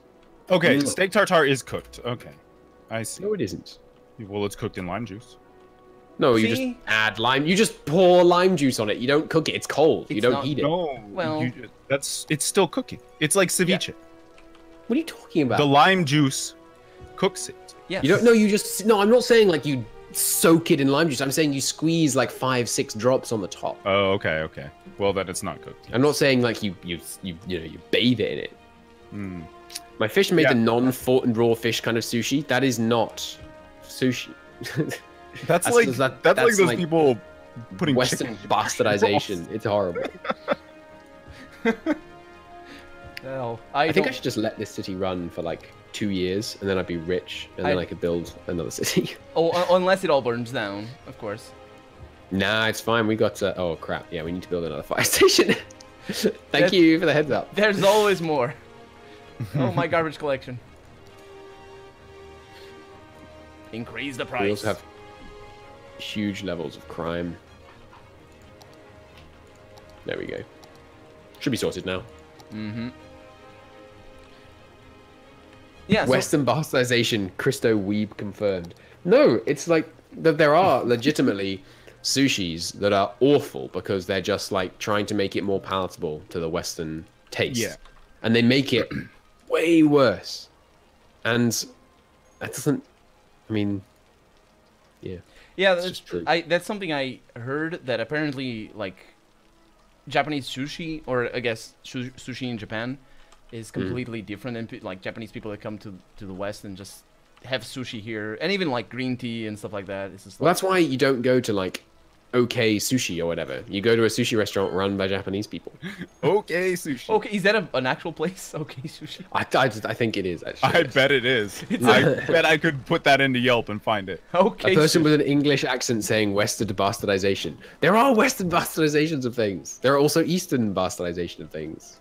And probably, like, oh, yeah. Have Southern you been... bastardization. Look, if you go to Japan, don't order mayo. Oh, God, yeah. Insane with mayo. Self-hatred. I'm not hating on the West if I say there are individual things that the West does less well. No. More importantly, you're not hating on yourself, which is a different thing. That's what self-hatred is. True, yeah, Lambert. Freaking... He's been in Finland too long. He can't speak English. I guess he's forgotten. He's forgotten. So what is this? The hell is this mod that I've installed? I'm Switch traffic lights. Traffic Manager President Edition. Oh, I have that. I don't know what it does, but it looked cool. I think I might have achieved Disable despawning. I might Clear traffic button. Ooh. I think that just kills all cars. Isn't that cheating? That's cheating. Yeah, definitely. I think it's so you can see if your new system functions properly without like the whole problems of the old one. Yeah. Oh, you can put parking restrictions in. Yeah, don't park on this ring road. Well, I guess I'm respecting all my industry. I just found organic and local produce. That is a thing. Oh, it's for the commercial specializations. Ooh, does parking or not parking actually make any difference? Do you know? The parking? Yeah, like I can toggle no parking. Yes. That is because it makes the roads flow more easily, presumably. I think it makes the intersections a little better. Like I have a one-way ring road at the center of my town, which is like the main artery. So I feel like no one should park on it. That is yes. It sounds like a good idea. Wish I could buy those water wind turbines. Sushi went from a way of prefers serving fish to a delicacy because of that Western bastardization. No, okay, so maybe there are some... So to be clear, the West can change it in positive ways, but they can also change it in horrendously negative ways. And obviously, exactly. It's done, and obviously it's done both. And so, you know, I don't like one of those things, and I do like some of the other ones of those things. Simple. Let's talk about colonialism. What? Oh yeah, I've seen sushi rolls with asparagus in them. It's horrible. Don't ever do that. That's bad. Asparagus in general, it's horrible. Don't do it. No, asparagus is good. Oh yeah, I like asparagus, but not in my sushi. Sushi. I don't like anything cooked in my sushi. Basically, I like it to be, you know. I don't mind. I'm okay with just fried things in there. I know that's not correct. Someone's complaining about their taxes being too high. I'm going to bulldoze their home. How's this for taxes? I'm going to buy the adjacent land over here. Oh, look at that. The highway is lit up during the night. Does anyone know if... What is this, Sweden? Does anyone know if the building value of industries makes them promote? I can get the wind. It actually does. That's hilarious. I just built a bunch of parks in my industrial area, and now all my buildings are upgrading. Yeah. Yep, that's how it works. That's so dumb. Well, it's not dumb. It's like the industrial parks in Britain, typically, right? Yeah, but these are like heavy industry with like chimney stacks pumping out fumes. Well, they don't have like... Look, if they don't have a park, they can't be better. Yeah, chimney stack workers also need parks. I'm trying. They're people too. What is this? You're drunk. It's 8 a.m. That's the other way around. What? He's not drunk. It's 8 a.m. He's more lucid than we are. You talking to me? I'm not drunk. Didn't you not say I'm drunk? I might be a little drunk. Okay, defeating my point. How could you still be drunk? No, I'm just kidding. Okay, good. It's possible though. I don't know that it is. Can you still be drunk? Yeah, you can. My uncle once went to this party at uni, and then he was driving the next day, the evening of the next day, and he got pulled over and done for drink driving 24 hours after he stopped drinking. Yep. It's crazy. That sounds suspicious to me. No, it's true because he was with his girlfriend all day. Drinking. Look, If you drink like 30 beers in a night, like he got hammered the night before. You process 1 unit of alcohol per hour, right? So if you drink like 30 units over 12 hours, and 24 hours later, you're still going to be over. Yeah, that makes sense. Salmon raw is so good. It is. Cured salmon, though? What is cured salmon? I think they might mean smoked. Smoked, yeah. Is that what you call it? Okay. No, but... I'm gonna build Helios 1. I need 22,000 people so I can build Helios 1. I don't know what this thing that you reference is. How can you not know what Helios 1 is? This is a solar plant. Is that You've played Fallout New Vegas. Oh, that's right. That's right.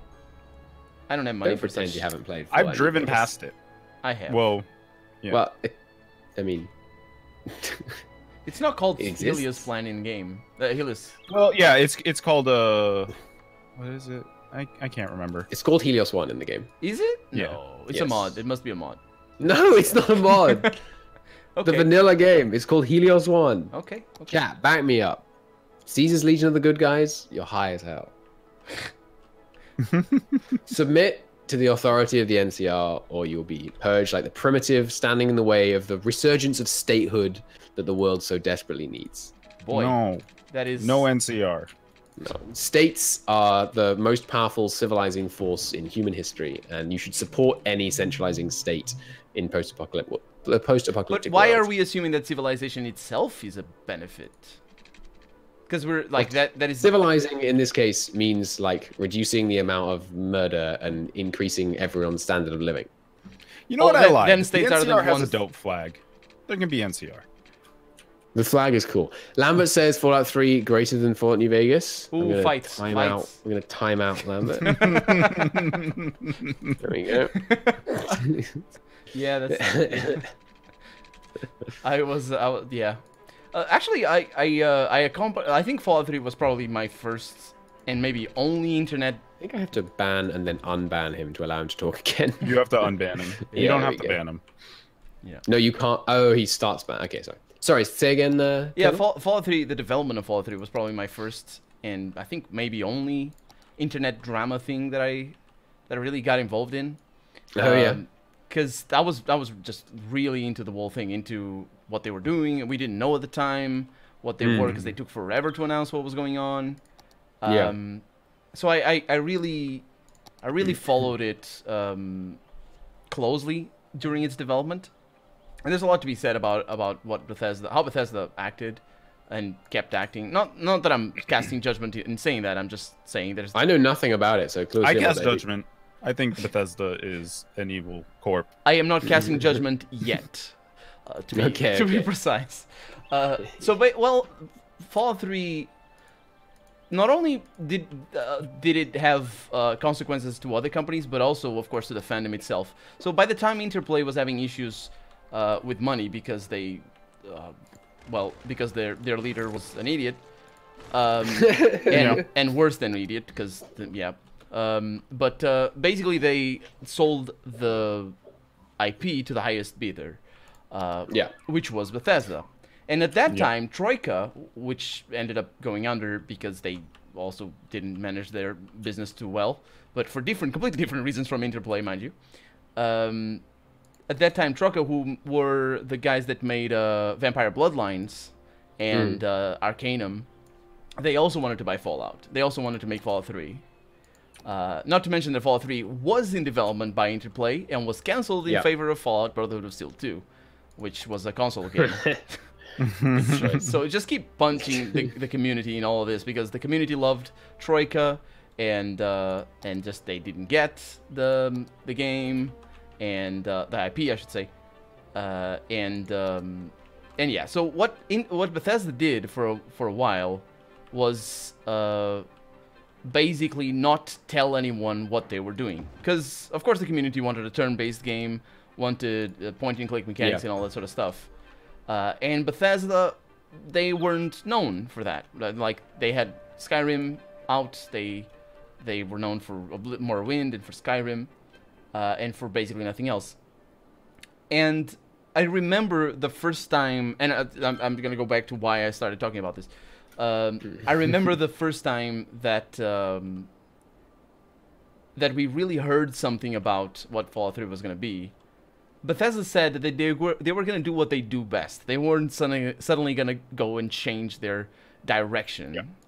Yeah. And that stuck with me forever, basically. That them saying that stuck with me forever. They were going to do what they do best. And I feel that New Vegas got basically what Bethesda does best, except better. So, much better. So basically, it's definitely a different game, and we can talk about that. But how do you guys feel about Fallout 3 specifically in comparison to Fallout New Vegas? It's much worse. Go walk to the edge of the map in Fallout 3 and Fallout 4, and you will see that how little they care by comparison to Oblivion. Not Oblivion. Obsidian. I might have said the other way around. Did I say that Fallout 3 was better than Fallout 4? Than Fallout New Vegas? No, I don't think you did, but Lambert in my chat did. Oh, okay. Yeah, because I feel that... I don't... Yeah, go ahead. Sorry. No, I was arguing in my chat. You go ahead. I was... So I feel that what Bethesda tried to do, they didn't manage to do.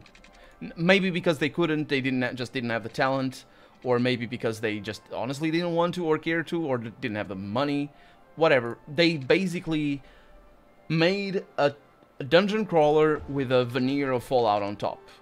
But it's still a game, and I think a lot of people like Fallout 3 because of what it could be, and the hints of what it could be that are still in the game.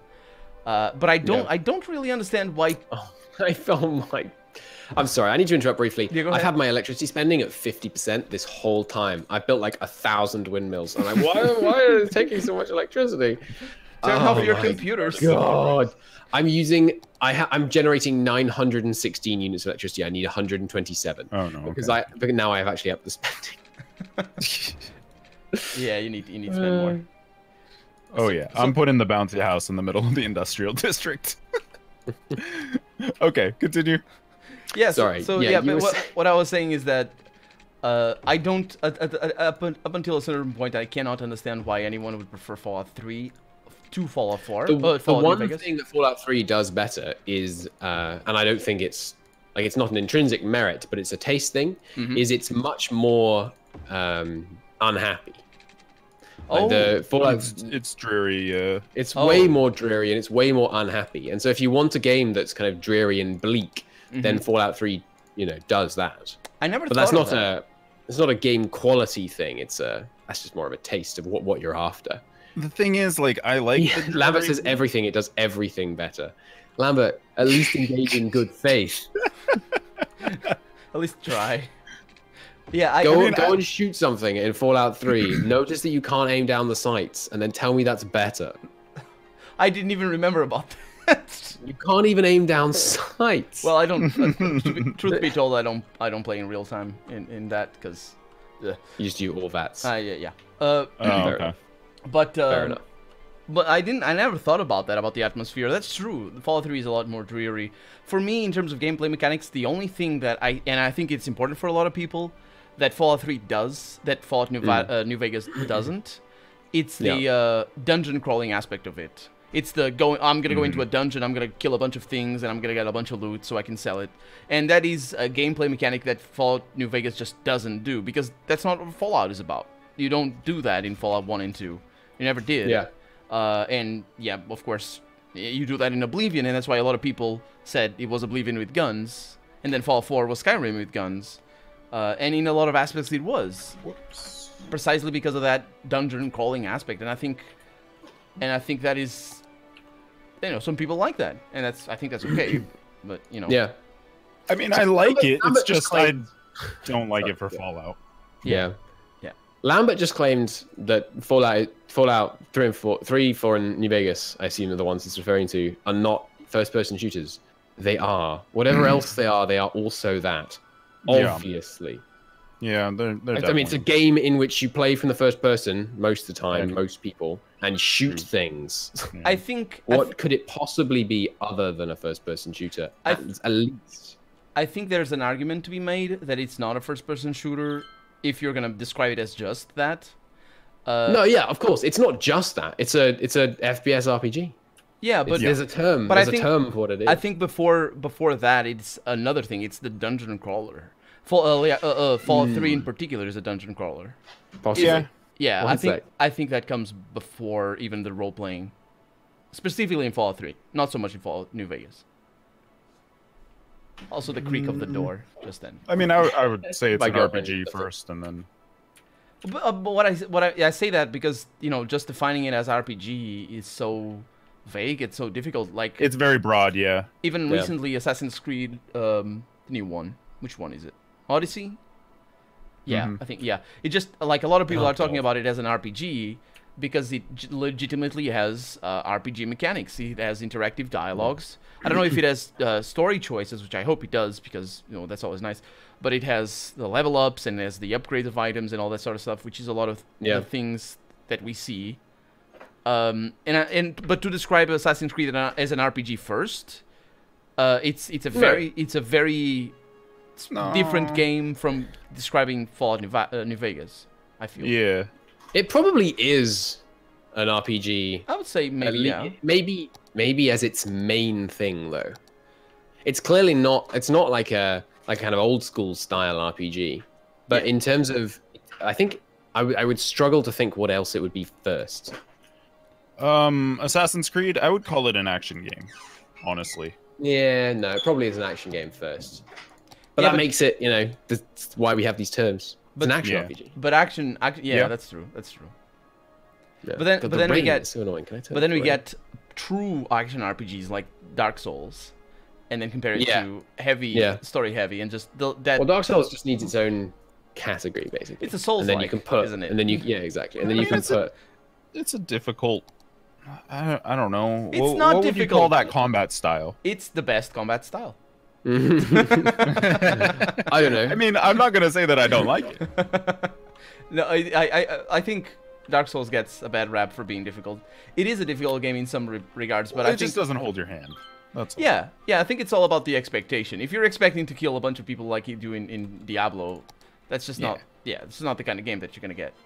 Yeah. But it's not necessarily a difficult game. Dark Souls 2, on the other hand, is impossible.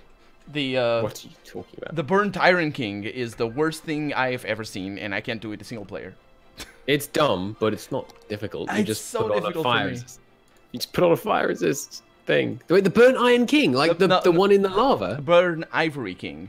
I think it is Burnt Ivory. It's the one in the lava. No, not the one. Yeah. It's the one that has I was gonna say the one in the lava is like the easiest boss in the game. I think I killed him 50 times in a row once when I was trying to get over like 10 million souls or something. I thought, 10 million. I turned on those blue flames. I liked Dark Souls 2. I beat every boss in the game at +10 bonfire. It was fun. That is so mind-boggling. But that's difficult. That's not like Dark Souls 1. Dark Souls 1 is not difficult. I found it difficult because it was the first game I ever played on a controller. So it was really difficult. Let me tell you. Yeah.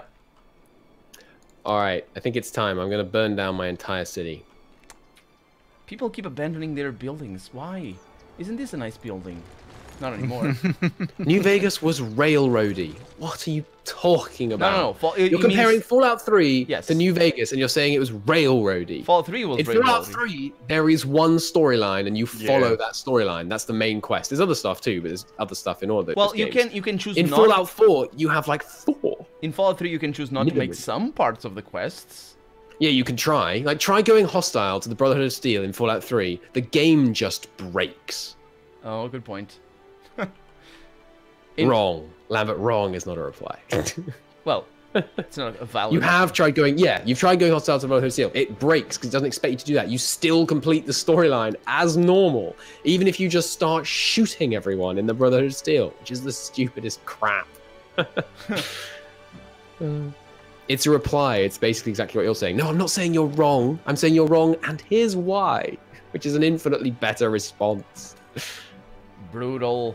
Fallout 3, you can blow up an entire city, and your dad is slightly disappointed. That's funny. That's although to be fair, in New Vegas, it didn't happen so much with like other characters, but with your companions, there was quite a bit of buggy stuff. Where like I think Boone is supposed to go hostile when you nuke the NCR, but he sometimes doesn't.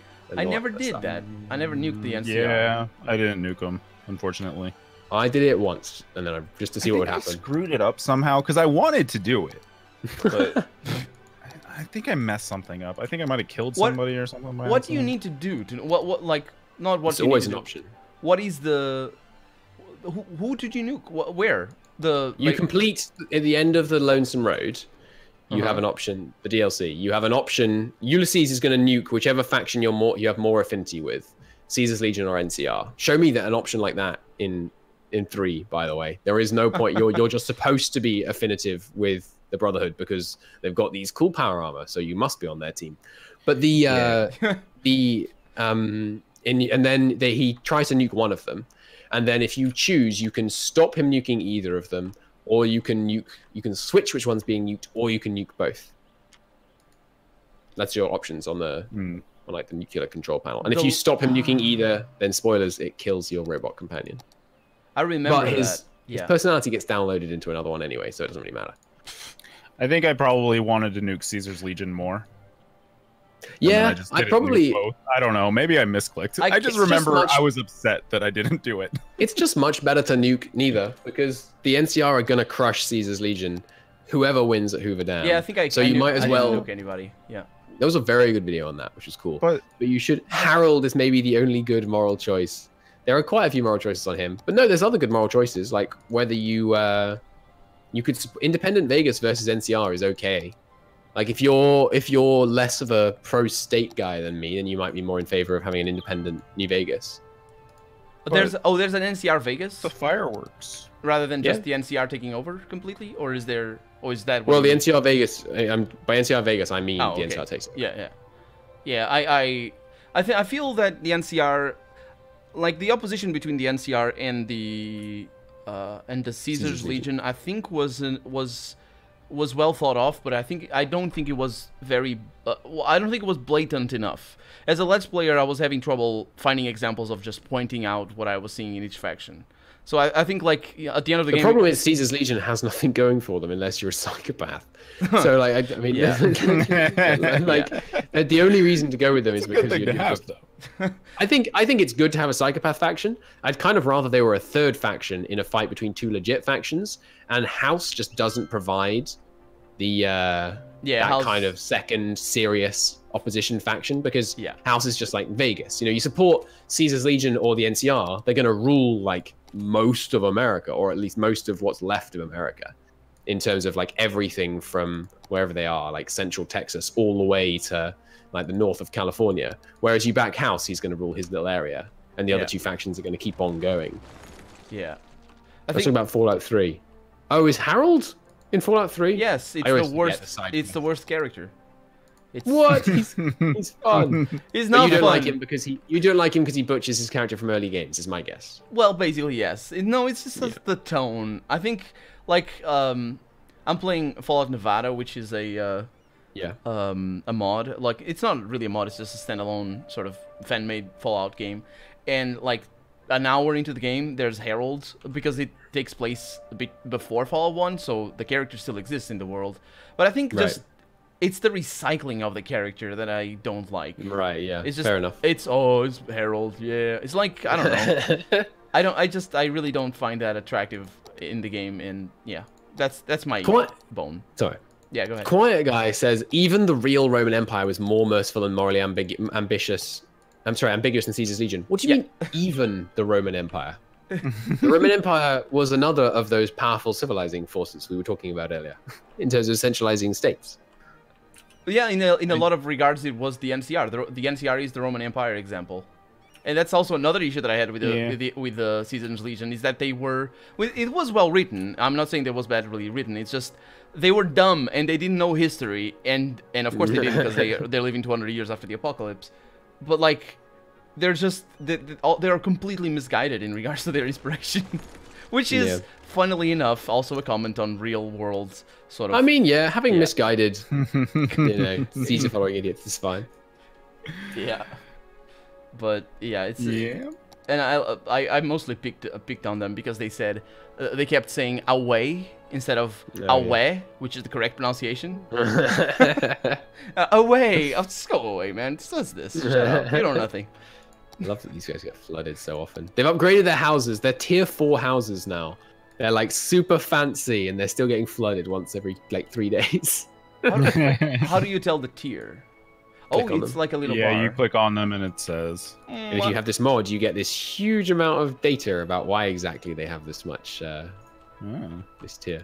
So I have like how many we see? Hang on. Did I have you- 1, 2, 3, 4, 5, 6, 7, 8, 9, 9, about 15 different progress bars show up when I click on a building.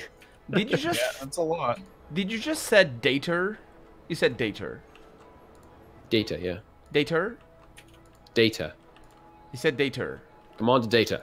Dater. Pass me that. Pass me that. Whatever. What is this conversation? What? Commander Data. He's the Star Trek guy. What? Who's Star Trek guy? No, there's no such thing. Commander Data. Oh, I don't know anything about Star Trek. I'm terrible. Well, yeah. Read it. I know Star Trek is too slow for me. Slow. What? Yeah. Like something happens in every episode. Yeah, Unlike but a like lot it's of TV shows. It's like I don't know. I've been spoiled by American TV, I guess. Hmm. Yeah, And maybe. I'm an ADHD person, so like I just Yeah. don't Fair really enough. enjoy Star Trek as much. That was. Show me the explosions. Well, they had no CGI. There were barely any explosions. Well, the new ones. Look, they don't- figured it out for Star Wars, okay? Those explosions are so bad, though. They look great. I love them. They look I utterly trash. I know them. That's why they look great. I've never seen any. The only thing I've seen is Battlestar Galactica, the first season. Oh yeah, that's I another love Battlestar terrible CGI, but still a great. Galactica. It's so good. I've probably watched all of Battlestar Galactica 3 or 4 times. It's I don't. very good. I didn't. It didn't grip me in the sense that I didn't quite understand the character motivations for the most part. Like there was a bunch of hubbub about the Cylons or whatever, and I'm like, yeah, so they're nasty. Well, like we never meet them, we never talk to the Cylons, we don't know their motivations. In the You first do, though. season, Yeah. huh? They don't meet them because they try and kill them every time Yeah. they see them. Yeah. But they talk to them at various points, yeah. Yeah, I mean, it's very much like a. I mean, like Post- heavy spoilers for Battlestar Galactica. They team up with them by the end of the season, by the end of the kinda. series. I mean, I don't know if you could say that they team up with them more so that Sure, they with some kind of of them. figure out that they've been working with them. No, they actually team up with some of them. Like they team up with one faction against the you're other. right. You're right. Yeah. I don't. So they have a yeah. revolt because they teamed up with them. I mean, it's a whole big thing. Yeah. What is this building? Ah, it's a school. Oh, it's a firehouse. I like just looking around my city. It's fun. You can imagine how difficult it was for me playing Fallout 2 in particular, not knowing any of the references. Like there's so much stuff that happens there, and not even Fallout 2, but there's a lot of games that do that.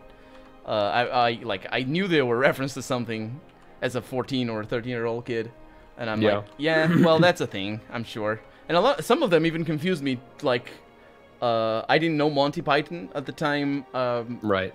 There's this random encounter where you find I don't know what it's called. It's like a rabbit that murders everybody. Oh yeah. So it's like a fever dream for the most part. It's just you find that it's just a rabbit killing everybody with a holy hand grenade. I'm like, oh, you mean like the one in Worms? Yes, I know that. Yep. All right. Really good. Like the one in Worms. Well, basically that was the only reference for me. So yeah. That is really funny. You guys big into Monty Python? I like it. Yeah, I do like it as well. I mean, some of it is just really stupid, but some of it is fun. Yeah. And just like I remember vividly being in school. I don't remember what class it was, but it was, a dumb day where the teacher didn't want to do anything. So they put on Monty Python for some stupid exercise that was bullshit. They just didn't want to work. Mhm. And I just didn't like any of it. And What was it? Which Monty Python? It was the movie where they're like crusaders or whatever. Oh, that's the worst one by far. The Watch The Life of Brian. Life of Brian is the best. You're probably talking about the Knights of the Chalice or whatever. Yeah. Something like that. Hunt for the Yeah. Holy Grail, it's called. That one has some nice skits, like the Brave Sir Braves a Robin ran away. Something like that. Yeah. That one is really good. And there's my favorite is the one of the bridge, which is also referenced in Fallout 2. Because it's just so well delivered, that one. I just enjoy that a lot. I just set my taxes to 30% and then cut funding to all major services. Give me money. I have $1 million. America in a nutshell, right there. I have $1 million. No, I have $1 million. That's right not now. that's not quite the same as America. Well, to whom did you cut the taxes? You have a good point. True. Very good point. I did raise taxes to on everyone to 30%. I was even-handed. See, I just like looking at my sewage pooling up in these lakes. Oh, you have. Well, you should see my screen. You should see my screen right now. I have every single house is flashing with the taxes are too high red alert. And I'm demolishing all the roads now. It melts in the rain, says somebody over here. Fully biodegradable umbrella in stores. #hacks. Fully biodegradable umbrella. These Twitter things are sometimes hilarious. Yeah, they can be very good. Right. Highways now. So, any more news from the gaming scene that I didn't see?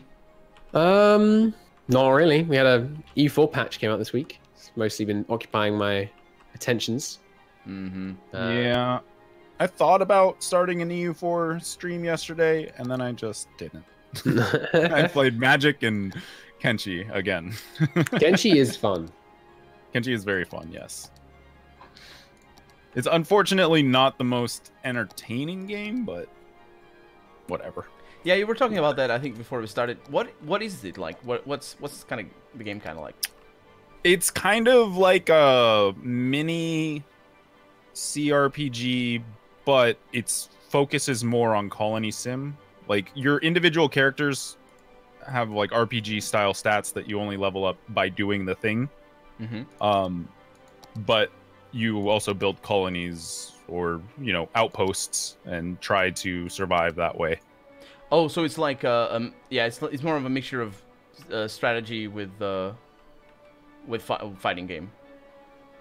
Yeah, kind of, but there's a lot of character stats stuff as well. Oh, okay. Yeah. And it's kind of quite hardcore setting as well. I mean, RimWorld is probably the closest analog that I can think of. But much more hardcore in terms of you could get an attack which is triple your numbers and they just exterminate you. There isn't a storyteller making it go okay on you. A storyteller? Yep. In RimWorld. It does have that? It has a pseudo AI. Yeah, that programs when events happen. They're not random. They fit to when it kind of makes. That reminds me of the director from Left 4 Dead. No, was it Left 4 Dead? I think so. I don't know. I never played those. Yeah, I think Valve had this big.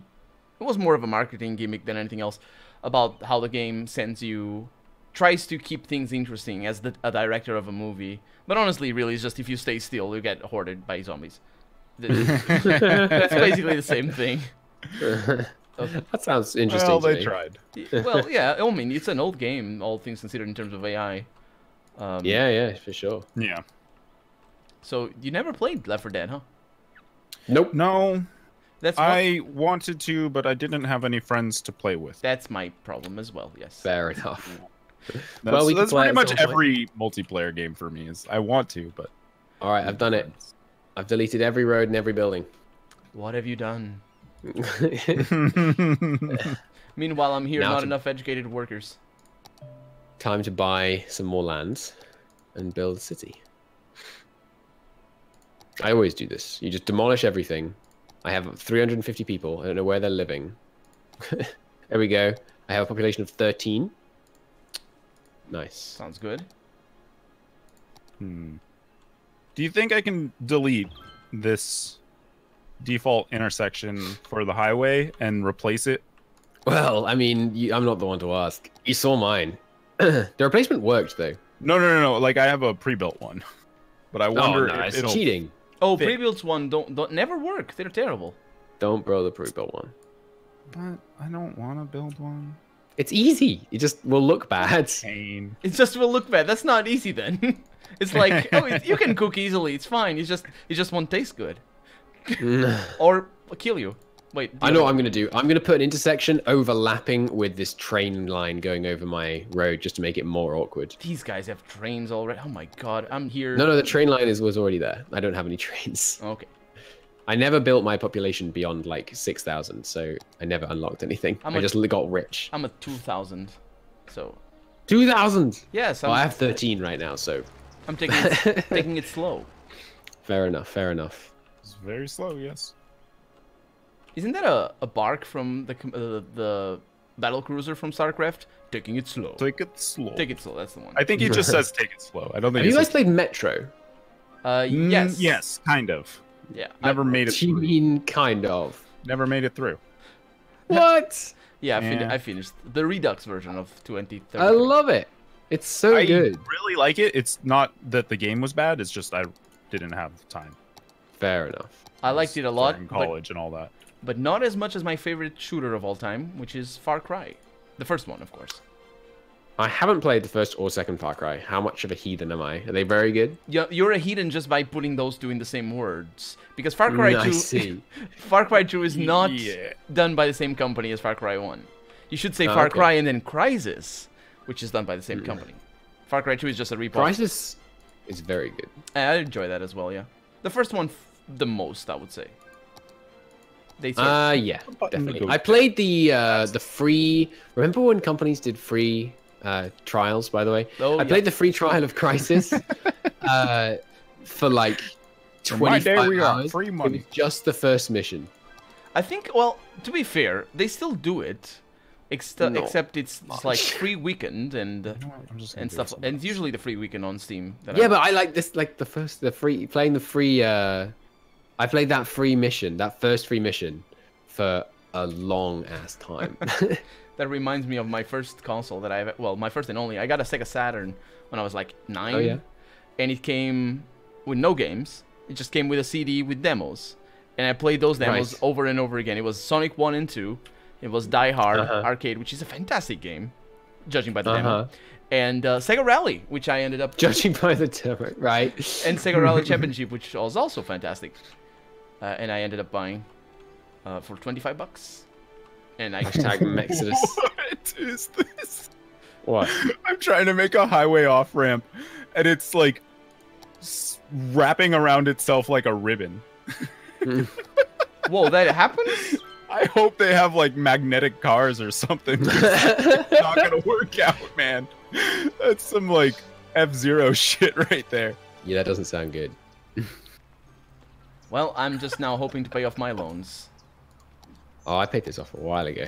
I got 2. Yeah, I had to take the second one as well. It got tough. There we go. I got it to work. Education is good now. Fantastic. Oh no, house is burning. That's not good. That's less fantastic. That should work. I need more fire stations. So did you guys ever... I know we are all PC gamers, but did you guys have consoles? Did you ever had... I had a Wii. Oh, yeah. I got a Wii in the initial craze, which was quite good fun, honestly. I enjoyed playing on the first Wii. Did you play the Mario World game? I did not. That one, I have a friend who had it, and that game was almost making me buy the Wii. Because that was pretty played... you know, I was playing it like... like, I was kind of... what's the term? Casual?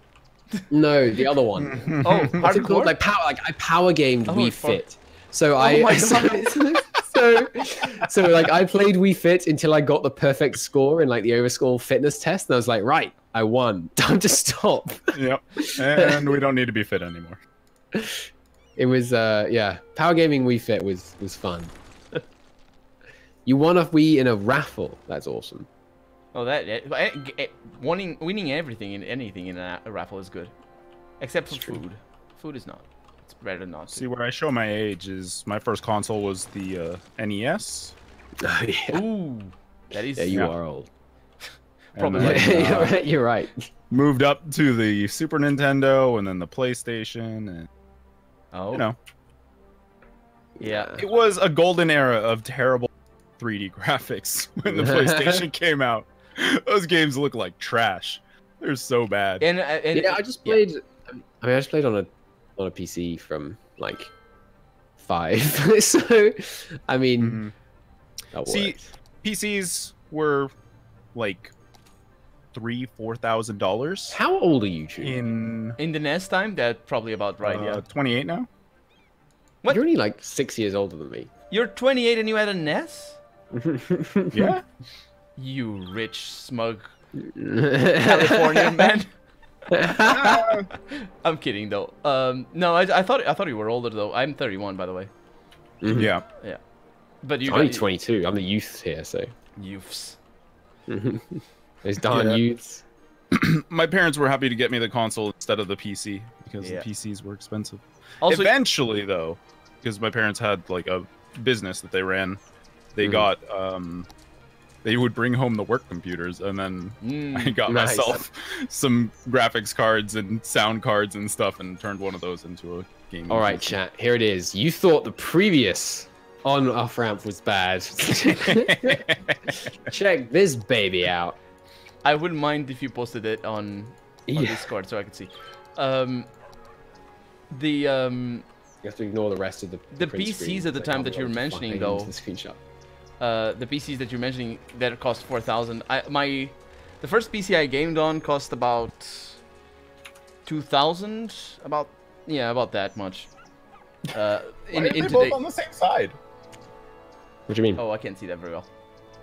You're gonna have to open the original because it's got my other 2 screens also being captured. Oh, yeah. And Alt the thing, print screen only captures the window that you're focusing on. Does it? Good to know. Yeah, and the thing was, you spent that much money, and then a year or two later, you couldn't play games anymore. Right. Because, because you still had a Pentium 1, and there was already a Pentium 2 out with like triple the performance, or you had one of the original GeForce Riva, or whatever that was. Yeah, I remember Riva something. Yeah. I think the first one that I played on was a 3DFX. Yeah. But it wasn't my computer, of course. And that was like back when Quake was coming out and Doom and all that. Where you could play games both without a graphics card and with a graphics card, but the graphics would be completely different. I think it was like 97, somewhere around those times. Yeah, something around that. And those things were really expensive, and they went out of commission basically in a year or less. So when I started playing games, there was this very common, weirdly common conception that, you know, we spent a bunch of money on a computer, and like 1 or 2 years after, you had to buy another one. And I think that stood with us as a market, a global market even. That stood with us for a long while, just judging by the amount of new computers that people buy these days. Like if you have I feel like once every like 5 years, maybe a bit more, would be the kind of thing I'd consider fairly reasonable. Yeah, but like if you that's about what cycle I'm on. If you have a computer that's 10 years old, like if it was anything worthwhile back then, it's still gonna work today. I mean, you're not gonna game on it, but if you need for it to just normal computer stuff that doesn't involve. Oh yeah. If you're not gaming. Yeah. Like, why did you ever turn off your like Windows XP? Like, it's still fine. Mean, you could get a Mac and you'd be fine if you weren't gaming. Yeah. Cost you more. Cost you a lot of money. It would be stupid, but I'm just saying, like, you could have a super underpowered system. You could system. even have a Mac, right? I see what you were saying. I thought you were saying like that would be the good idea. Oh yeah. No. Yeah, but it's it's very different these days, and I find it interesting. Your on-off ramps look like the roots of a dead tree. I'm trying so hard to make this fucking interchange. I hate it. I hate it so much. It's so easy. Like I mean, if you don't mind it being ugly, you just have one going off, one going on. I do mind it being ugly. That's the problem. See. That is a very good analogy for what that looks like. I was thinking more of lightning strikes. I don't understand why you have such hard 90 degrees corners in that. Where? Oh, here. Where is he talking about? I don't even know. Oh, this one? Yeah. Yeah. It's not ideal, I'll give you. But I'll give you that, because you can easily spend an afternoon just doing roads. You know, cheating money into this game and then spend an afternoon. Well, you don't need to. That's what I did. You just earn $1 million, and then you can build all your roads you want. I think there's an option when you start the game that just starts you with a bunch of money if you want. Or in yeah, but that's turn the road around. Oh, speaking of which, do you guys like The Sims? I haven't played it in probably 10 years, but it was fun back in the day. I do like building homes. I don't like managing idiots, so I usually let them die. That's funny because, well, basically, I have a hard time doing the playing, and I do love the city building. Or not the city building, but yes, the city building as well. But the home building. Yeah. And I grew up playing Sims 1 in a huge part, and I always cheated in money. And so I just built the house, and that was that. Oh, yeah. Till I was like 10, I think I cheated in every game I ever played. And yeah, it was just... I never really considered that The Sims really shone in the normal, house building. For me, the last The Sims was a big issue because I think it is much more tailored for players who didn't cheat in money, in The Sims 1 in particular. Because they just, were building the house little by little, and they have all these features that allow you to move rooms around and grow walls and all this sort of stuff. And I'm like, no, you bulldoze everything and you make a new house. That's what you do, and that's what I did. But I was really obsessed with the first Sims. I remember I spent a full summer at home. You know what? What? I can go down. Yeah. It doesn't matter what it looks like. You just hide it underground. Yeah. That's right. We can make underground tunnels. I forgot about that. Yeah. They're handy. There's a lot of abandonment here. This is not good. So look, so chat, from here this way, this is going to be pretty. That's my objective. To make it pretty.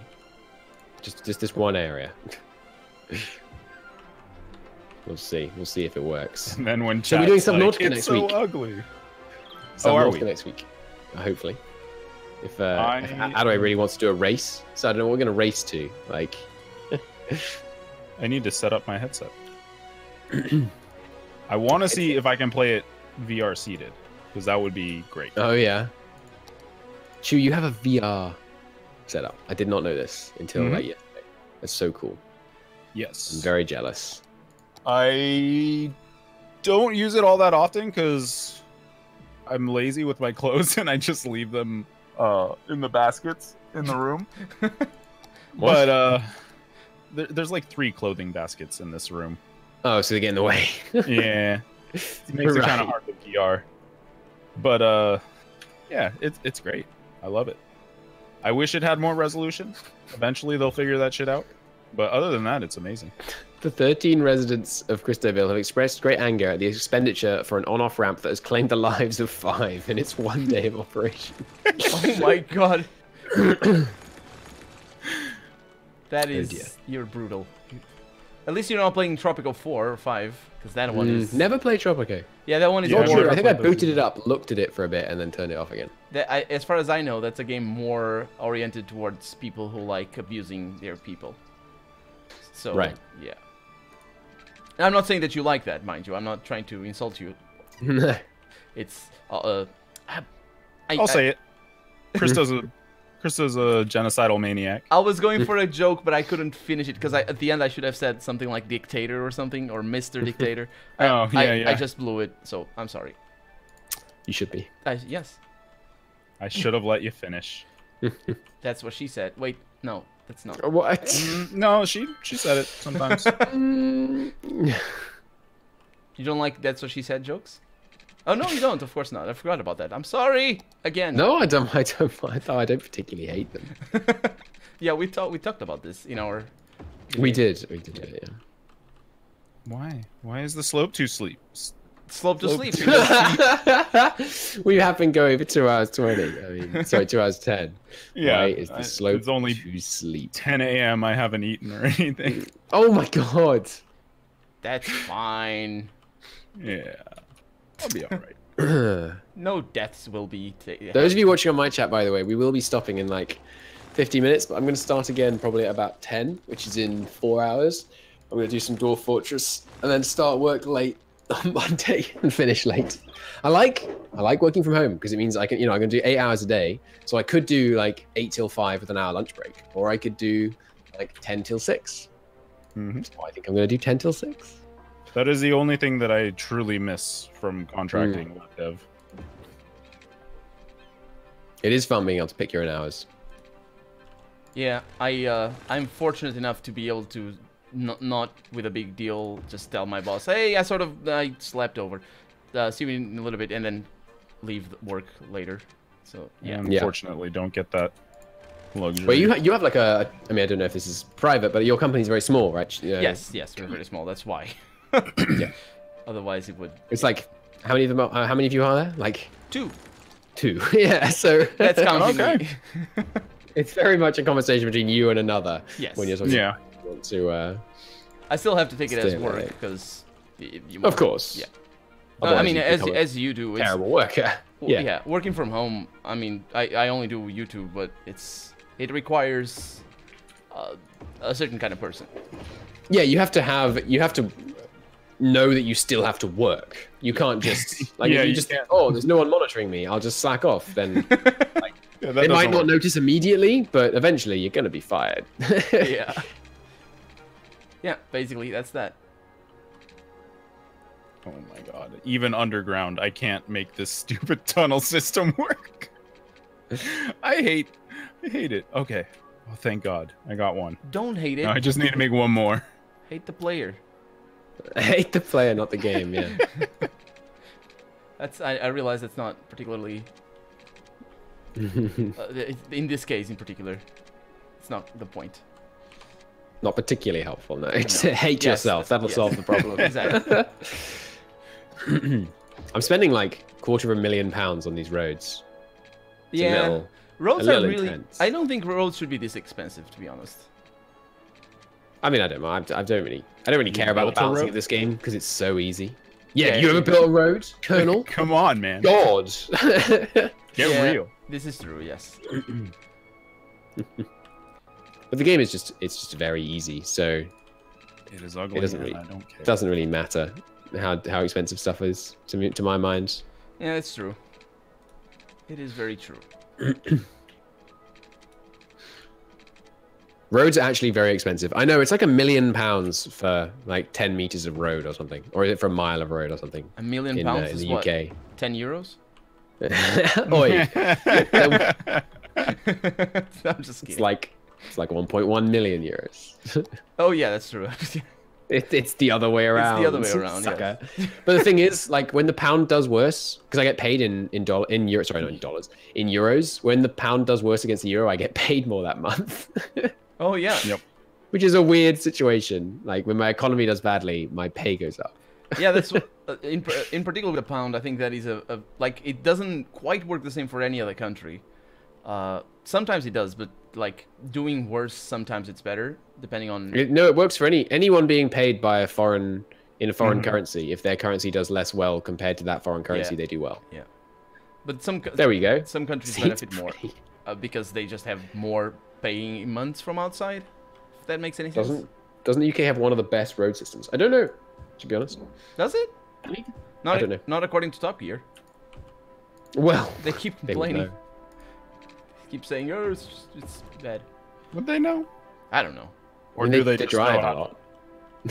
Attack their cameramen. I mean, that's my food is cold. Smack. They probably drive a lot. is my presumption is that they drive. Yeah. So I think they probably know. To give utilities to a landfill? I don't think I do. No, you don't. You literally don't. What is? They need a bath? They don't need a bathroom. What is this? Yeah. No, they can shit in the landfill. That's what it's there for. In the bags. In the bags. What is it with you and bags? I don't know. He's got some sort of weird like compost thing going on. Exactly. It's all for. It's the trees. They make them go faster, or something. Yes, the trees, they go faster. Yeah. Gotta go fast. Yeah. So it all makes sense if you don't think about it. Think about it, yeah. Yeah.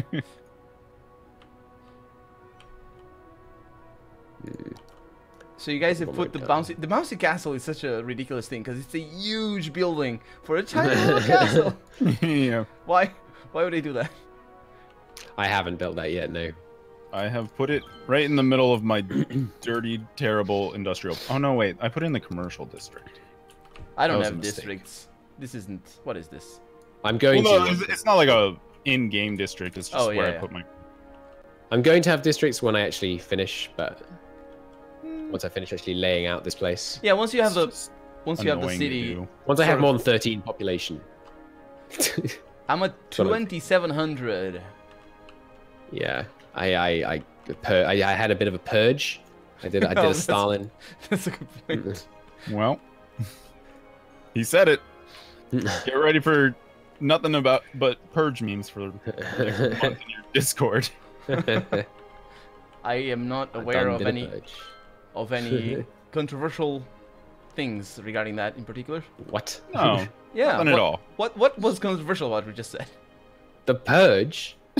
Like the time when Stalin executed like 50,000 people. Yes. Cristo doesn't get the joke. It's quite controversial. Well, people say it doesn't happen, or do people say it's good? What? No. People like know it's a bad thing, and I was just saying I was doing it. Oh yeah, it's not controversial. It's just uncontroversially bad, I suppose. I guess. I don't know. I honestly, I did say I majored in archaeology. I had a lot of history classes, but most of them was just prehistoric and just like classical history and things. So I don't know things. I don't know. I don't know things. Okay. Wish that I had more cool history classes. I did enjoy history at school. It was very interesting. History is awesome. Everybody should. French Revolution history was very good. I did so badly at it, but it was interesting. Yeah. See, I didn't get a lot of European history. Yeah. But that's because your country is like tries to pretend it has history and. No, well, I mean, like I didn't get a ton of American history. Like what did you learn about it? That's the two options. What did you like China? Yeah, no, like there was Asian and African history. Oh, that's interesting. Like that. Yeah. I mean, I guess I don't know. They're tribes, and then Europeans came in and wrecked them. Like that's literally their history. That's given the lack of Asia. There are some areas with like more centralized states that have more stuff going on than that, but for a lot of places, tribes aren't very interesting historically, just because like none of it's recorded. So even if loads of cool stuff happened, you never know about it. Yeah. Well, and the thing is, lots of cool stuff happened, but even the history of the tribes is like it's not us that don't know about it. It's precisely what you said about the recording of it. And that's one perspective that I was given when I was studying prehistory things, and just being like the little we know is so little, and there's so many people before history which didn't write, but we have. So you don't know, yeah. Like we have things. The thing is, as an archaeologist, you need to have the perspective of. You need to be aware of your modern day perspective, basically, and like when we see. Like I'm trying to say it in English because in Portuguese, well, like it's different. But like for example, here we have a lot of turn of the millennium before the Common Era, and through the Common Era, we have a lot of proto-historic, which is the correct term, settlements, and we see things similar to bathing pools. We see communal like food storages and stuff like that, and our perspective to try and see that register and see that historical, those stones, basically a lot of it is just stones, and to try and understand what those were and what those meant to people, it's so difficult because like 50 years back a lot of it was just it's all symbolic, it's all religious based, and this pool over here was like a baptism pool or something like that.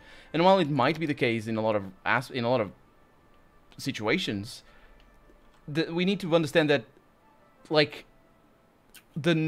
our perspective of history is inherently skewed towards those big things that happen. That's what I mean at the end of the day. Like we look at history and we say, oh, we found the way to India through the ocean, or we found that the earth is round because we went around it or something. And I'm talking specifically about Portuguese history in this case. But like that's not what matters to the vast majority of people, and like even simple things like establishing trade routes within a country can have immense impact in the day-to-day lives of people, and just don't think of that. So when we transfer that from our society that is inherently based on its history to a society that is not, that's groundbreaking for me, I think. So thinking about those tribes and thinking about what it means to understand the history of a tribe is just fundamentally alien to us, I feel, because our society is based on its own history. I think. Yeah. That makes sense. But understanding that is just, it's like I was 18 when I was first given those classes where we sort of get to grips with that, and a lot of my colleagues were like, I don't get that. I don't understand, and because it is very difficult to sort of wrap your mind comprehending that there are people that have such a different experience is a big deal. Yeah. And through that, understanding our own experience as well, because if you tell somebody that our society is built on our history, somebody that doesn't even care about history, and they're like, no, it's not. Our society is built on iPhone or something like that. Or, you know what I mean? Just sort of the immediacy of it.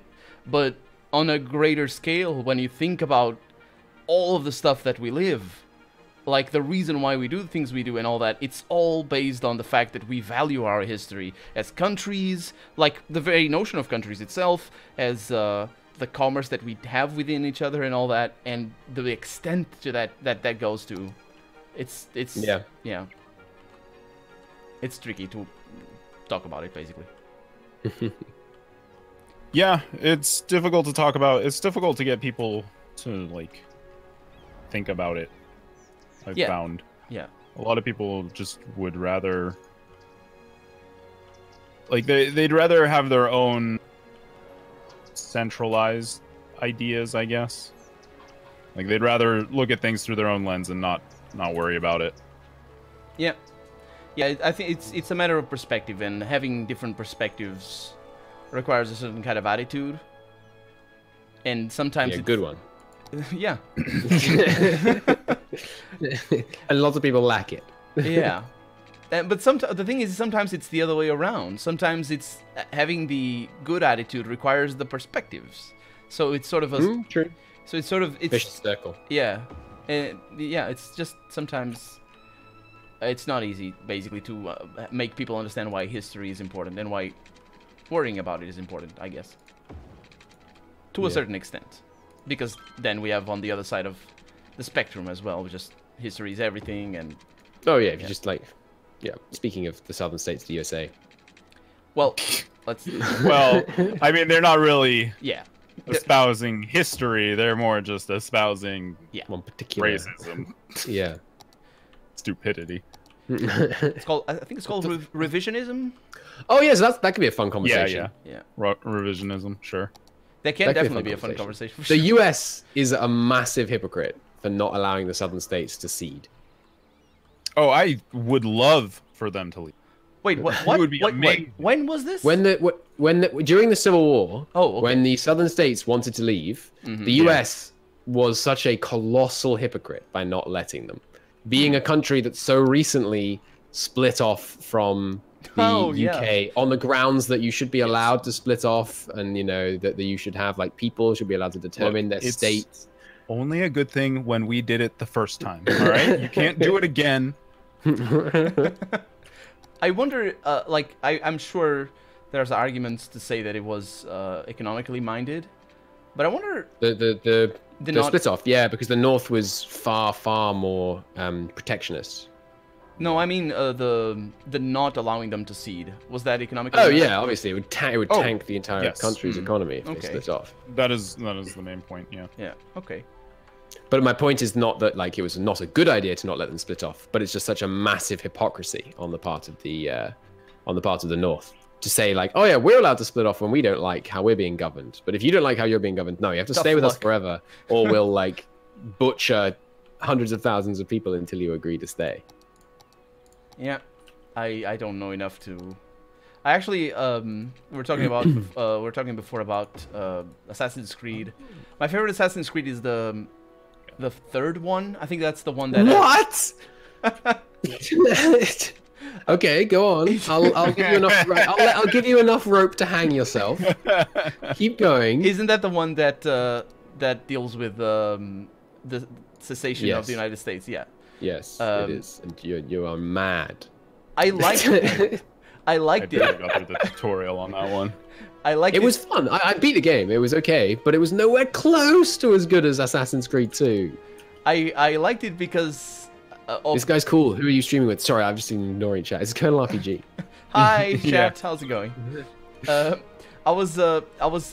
liked it because he gave me a very new, to me, of course, new perspective on what on the history of the United States, specifically regarding the sort of independence, the feeling of independence, the feeling of we are out for ourselves. I can see that. And I don't know how historically accurate the game is, but I think in a general sense it might represent at least the feeling is probably pretty good. Like the sense of being a very different place to the UK and feeling that you... It really impacted me, seeing like people just building houses out in the middle of nowhere, like very far away from everywhere, and just they had a milling house or something, and they were there and they were doing their thing. Yeah. And the Last of the Mohicans film really got that through to me when I was quite small. Like how incredibly different it was out on like when you were settling an area as opposed to living in an established kind of place. Yep. How incredibly alone you were out in those kind of places. Absolutely. Where like you annoy a native tribe and your nearest military guy is like 1,000 miles away. Yeah, and it's wild that like that's still just like there are plenty of places in America where it's like that. Yeah. Well, there are, but I think the what really surprised me was had to do more with taxes and with just the governmental sort of implications that those people didn't have. Oh, don't get me started. And I think that I think I understand. I think I understand better why some people, even today, like people who say, "Oh, I am like my land is not part of the United States" or something like that. Like I'm sure there's a lot of legacy there, precisely because of those times and the sort of attitudes that grew up. The thing about taxation without representation, which is such a whole pile of bollocks, is that they didn't have general suffrage. They wouldn't have general suffrage for hundreds of years after hundreds? No, like 150? It was just after the Civil War, right? You had universal male suffrage?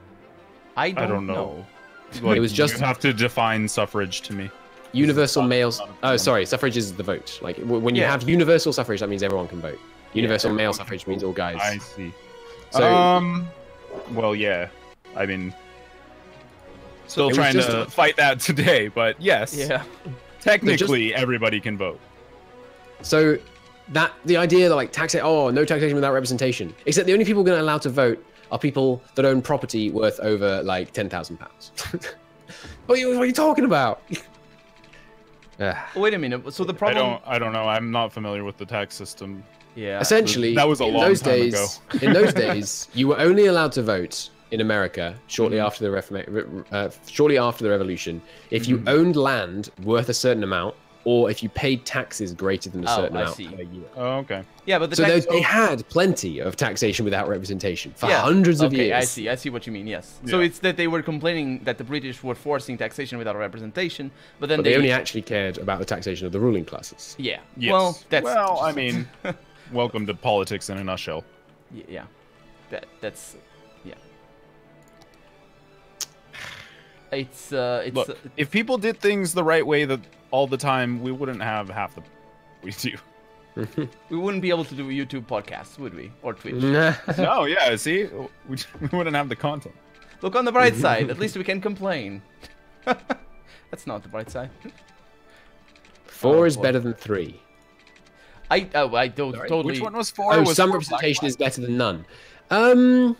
Actually, I don't know if that's... Not necessarily, because your local nobility, in this case, the landowners, having more power might be worse for the local impoverished people, because the more distant nobility might care more about they might care less, but they also might care more about the well-being of the impoverished in America, because it might be more like the local nobility have much more interest to exploit, whereas the more distant nobility might have more of a kind of long-term strategy and things like that. I don't think it's necessarily better. It can be better, but there need to be systems in place to ensure that it's better. Otherwise, it just becomes a certain like a governor situation where yeah, it's like it does allow. I mean, the fact that the US founded itself that way was a big part that enabled its civil rights movements. To be fair, so that was a good component of it because because that was so explicit in its foundation. Yeah, that was a kind of enabling factor for a lot of the civil rights movements. Even though they didn't live up to the principles when they first got set up, they kind of, the principles existed. Yeah. Which is still good. I mean, yeah. The interpretation goes the other way, too. It's made plenty of terrible things, like Citizens United happen, but it is what it is, Every sword has two edges. That's not true. Exactly, that's not true. Like, lots of swords. Well, I tried, okay? I wanted to sound smart, and you guys just let it slide, and now I look like an idiot. Thanks. Yes, you are justified in your ire towards us. That's funny. Oh, do you guys like swords, by the way? I'm not like a huge sword nerd, but I mean, they're pretty cool. Yeah, Yeah, I have a lot of interest in the crafting of them, but not so much about like use or having them. I like both. Like, of course, historical history and all that sort of stuff. For a while, I was watching a lot of videos on YouTube about swords and stuff, and What you laughing at, you? The sewage pool. It's slowly engulfing this small bay. I just love it. Why can't you guys make nice places? Come on. Well, I am making nice places. I don't have the recycling center. I can't do it. Oh, that's a good point. I have to dump my sewage into the fucking lakes here. I tell you, it's the bags. Shut up with your bags, man. I don't have any bags. We're trying to be plastic free.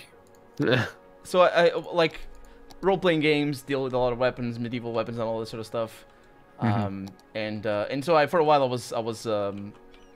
was very interested in videos about sword making, not just sword making, but also sword using and classifications of swords and what historical swords were, because I didn't get to study that a whole lot in university. So I asked because my favorite sword is the long sword, and people think the long sword is a great sword, and it's not. It's a long sword. So I wanted to... I don't really know almost anything about that kind of stuff, really. I could not tell you the difference between a longsword and a greatsword. Like, I'm assuming the greatsword is heavier and bigger, but... Well, yes, that's not how it's defined, but, I mean, this is definitely not necessarily the place. The only thing you need to know about the Claymore is that it gets its ass kicked by British pikes in the Battle of Flodden, so... Yeah, that's why they stopped using the greatsword. The Claymore is a type of greatsword. It was made for precisely going against pikes and breaking sort of lines of pike infantry, and they sort of used it only for like a century or something. Because it's not really, it's interesting because it's a great sword, but it's not a sword. It's not used as a sword because it's so big. Yep. It's used as a weird pike breaking thing. Yeah. So that's a to like chop them in half. Yeah, to put them aside as you sort of charge into a pike line. Yeah, and it's also good as pikes because they are so big and they just work as well against infantry. Not infantry, against cavalry. Sorry. I'm not sure. I think my thing might implode here. I'm just not making enough money, and I need like it's like I'm losing like 16,000 a month. Oh, it's because I'm taxing them at 50% still. All right, hang on. Yeah, that might be a problem. Also loans, never forget. Yeah, but I mean, I'd lose a loan in like 2 weeks. Oh. I'm just too lazy to do public transport. Oh yeah, I'm not doing that either. I'm gonna do it once I have this place set up. I'm just doing a nice suburban place for the Put rich. a bunch of parks down. Hey, Viking. If the lines could construct themselves, if I could just like put the things down, I'd be happy to do it. But I don't want to have to like route the lines and all of that. Yeah, that's a good point. They should add in like an auto do that mechanic. Yeah. It'd be good. Just win the game for me, please. I don't want this bit. Just do it. Yeah. Look, if it's not Cookie Clicker, I'm not playing it. Yeah, I don't see what's wrong with that. There's no space for parks here. Poor parks. I mean, it's an industrial zone. You actually do need parks in there. Just put them on the edge.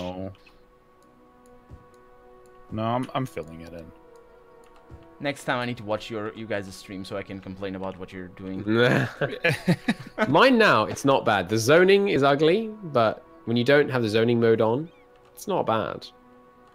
Oh, that's right. I forgot about the zoning. It's fine. What? It's kind of important. You've just been like building roads. Nobody's moving in. I don't know what's happening. not that. I was thinking about the not zones. What's it called? Policies? No. Oh, areas. Areas. Like that's yeah. Oh yeah. I haven't been doing any of that. Yeah, it's good just to change the you know, the what you're doing. Like like the policies. The policies, yes. Like you don't necessarily want to legalize cannabis in your Why not? In your industrial areas. Why not? What's down? It causes more crime somehow. Does it? I don't know how, but yes, apparently. I'm sure. What is the crime? Smoking cannabis? According to City Skylines. That's the crime. Okay, I'm okay with that bit of crime. It's so fun. I say yes, I've never drank. Oh, not drank. That's not what I do. Yeah, you really don't know. I mean, you can drink. You can make a drink. It's true that Coca-Cola is making a cannabis soft drink to sell in Canada. Yeah, I've had cannabis soft drinks, as you put it. Oh yeah? Yeah, they're all right. I have never had any drug beyond like the very mundane ones. Like alcohol or cigarettes. Yeah.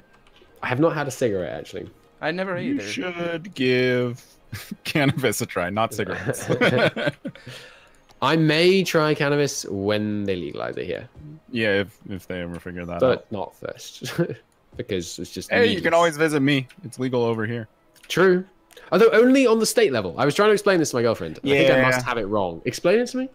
So, it's a lot of the state's rights kind of BS where basically the state says, we're not going to enforce the rules that you have created, federal government, because your rules are stupid. And... boo-boo, get wrecked. So then how it works. So what happens with the taxes? So the tax system is a fraud. Like they never collected any taxes on the stuff anyways. Basically the way that the state has set it up is instead of doing the federal tax stamp system, they just tax it like a cigarette or alcohol or something like that. Okay. Seems sensible. Yeah.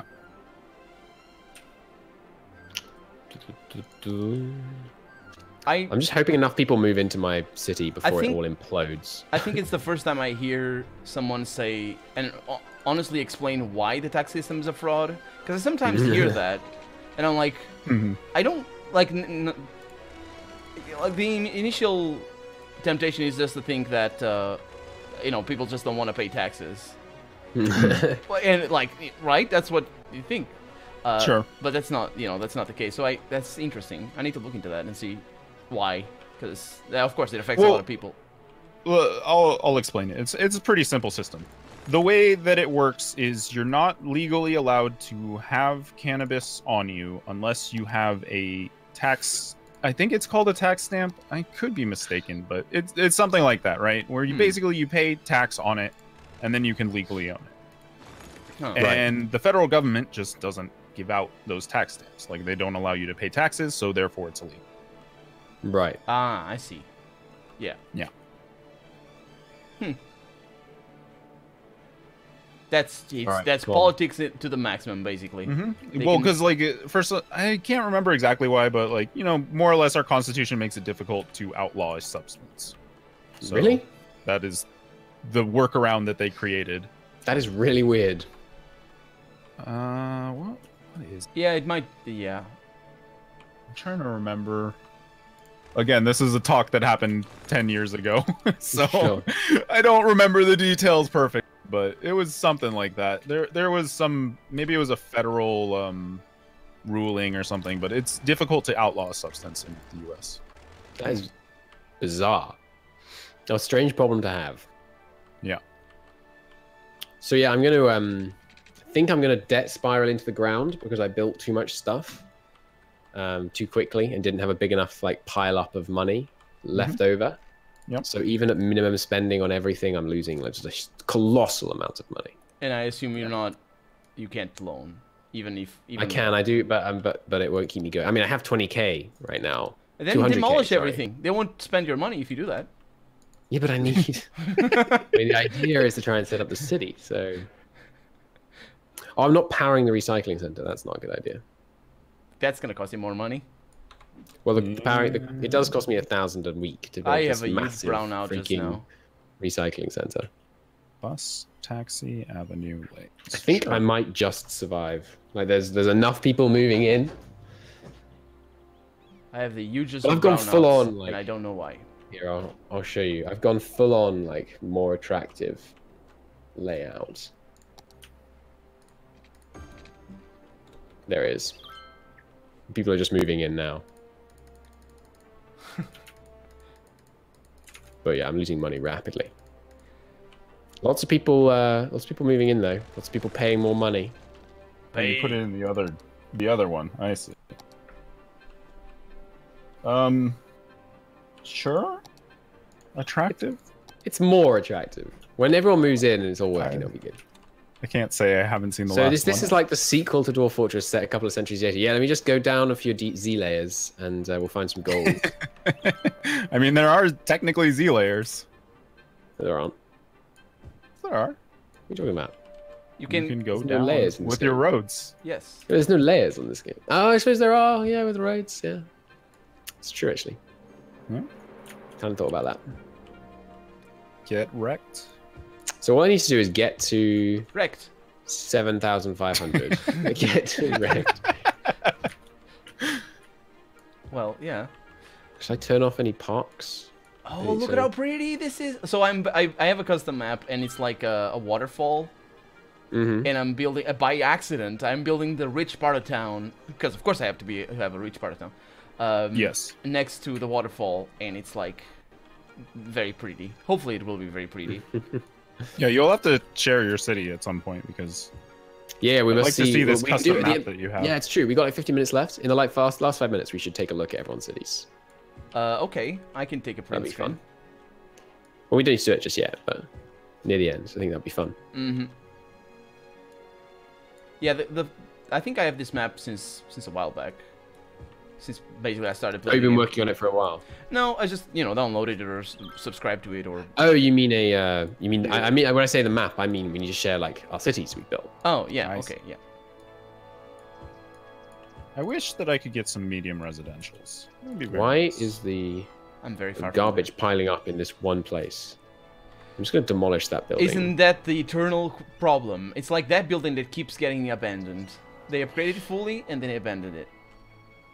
Why? I think it's because there just aren't enough trucks coming out of my... Oh, there's only 7 recycling trucks on this large recycling center. That's not nearly enough. All right, I'll build 2 landfills as well, and then they can just like take it across the road to the recycling center when they need it. Just gonna build. I think it might just be bugged, actually. 5 landfills all at once.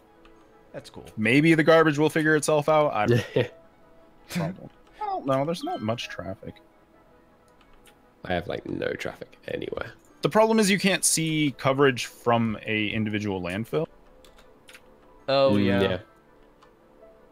Well, no, that's because their coverage is infinite. They go any distance. It's just that it takes them longer to go further. Yeah. Well, no, they definitely don't. You sure? Well, like the overlay shows darker areas.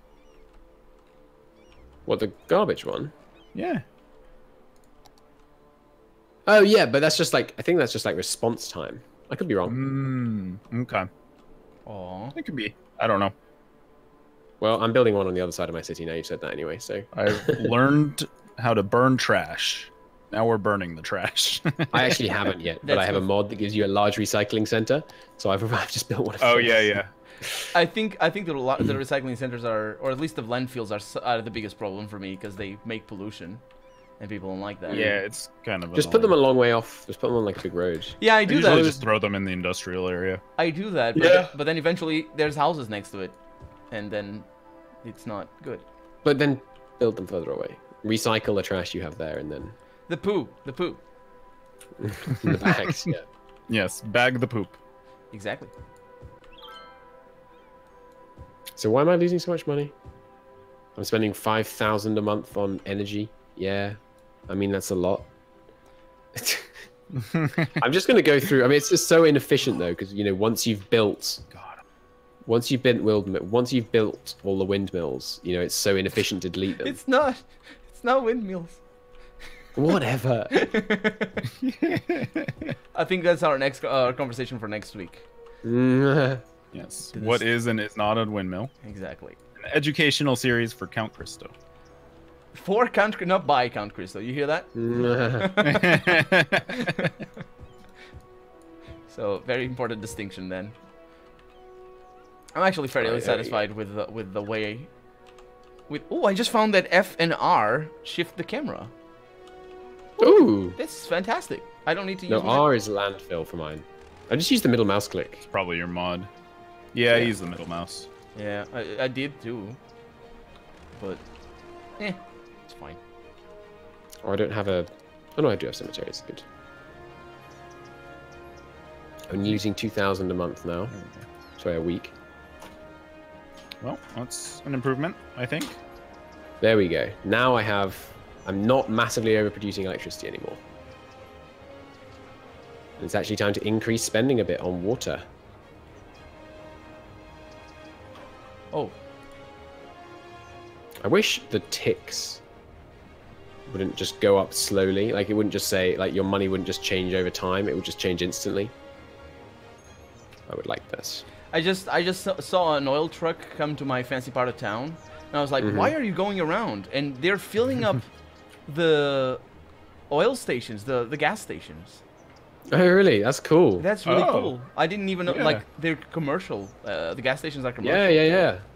That's neat. That is an attention to detail you do not see a lot. Well, that's my attention to that particular detail. Yeah, true. But, yeah, we got some... It's a nice little bit. So I like these maps. I put my high schools right in the center of my commercial areas because I am a dumb man. I'm gonna move those. I'm gonna move those. That's good. You're educating the kids well. Yeah, no, but I need to move train them. Education. Yeah. It's pretty cool. I'll be honest. I think I do have a couple of expansions. I don't know if I'm using them, but I do. I think the game is considerably better than when it first came out. Even on the, I think it didn't come out in early access. That's the thing I like about Paradox. They don't just leave stuff. They don't just release it. You know, because this was a good game on release. Yeah. You know, they don't just release a good game and then leave it. They release a good game and then they keep going. Yep. I'm gonna they make it better.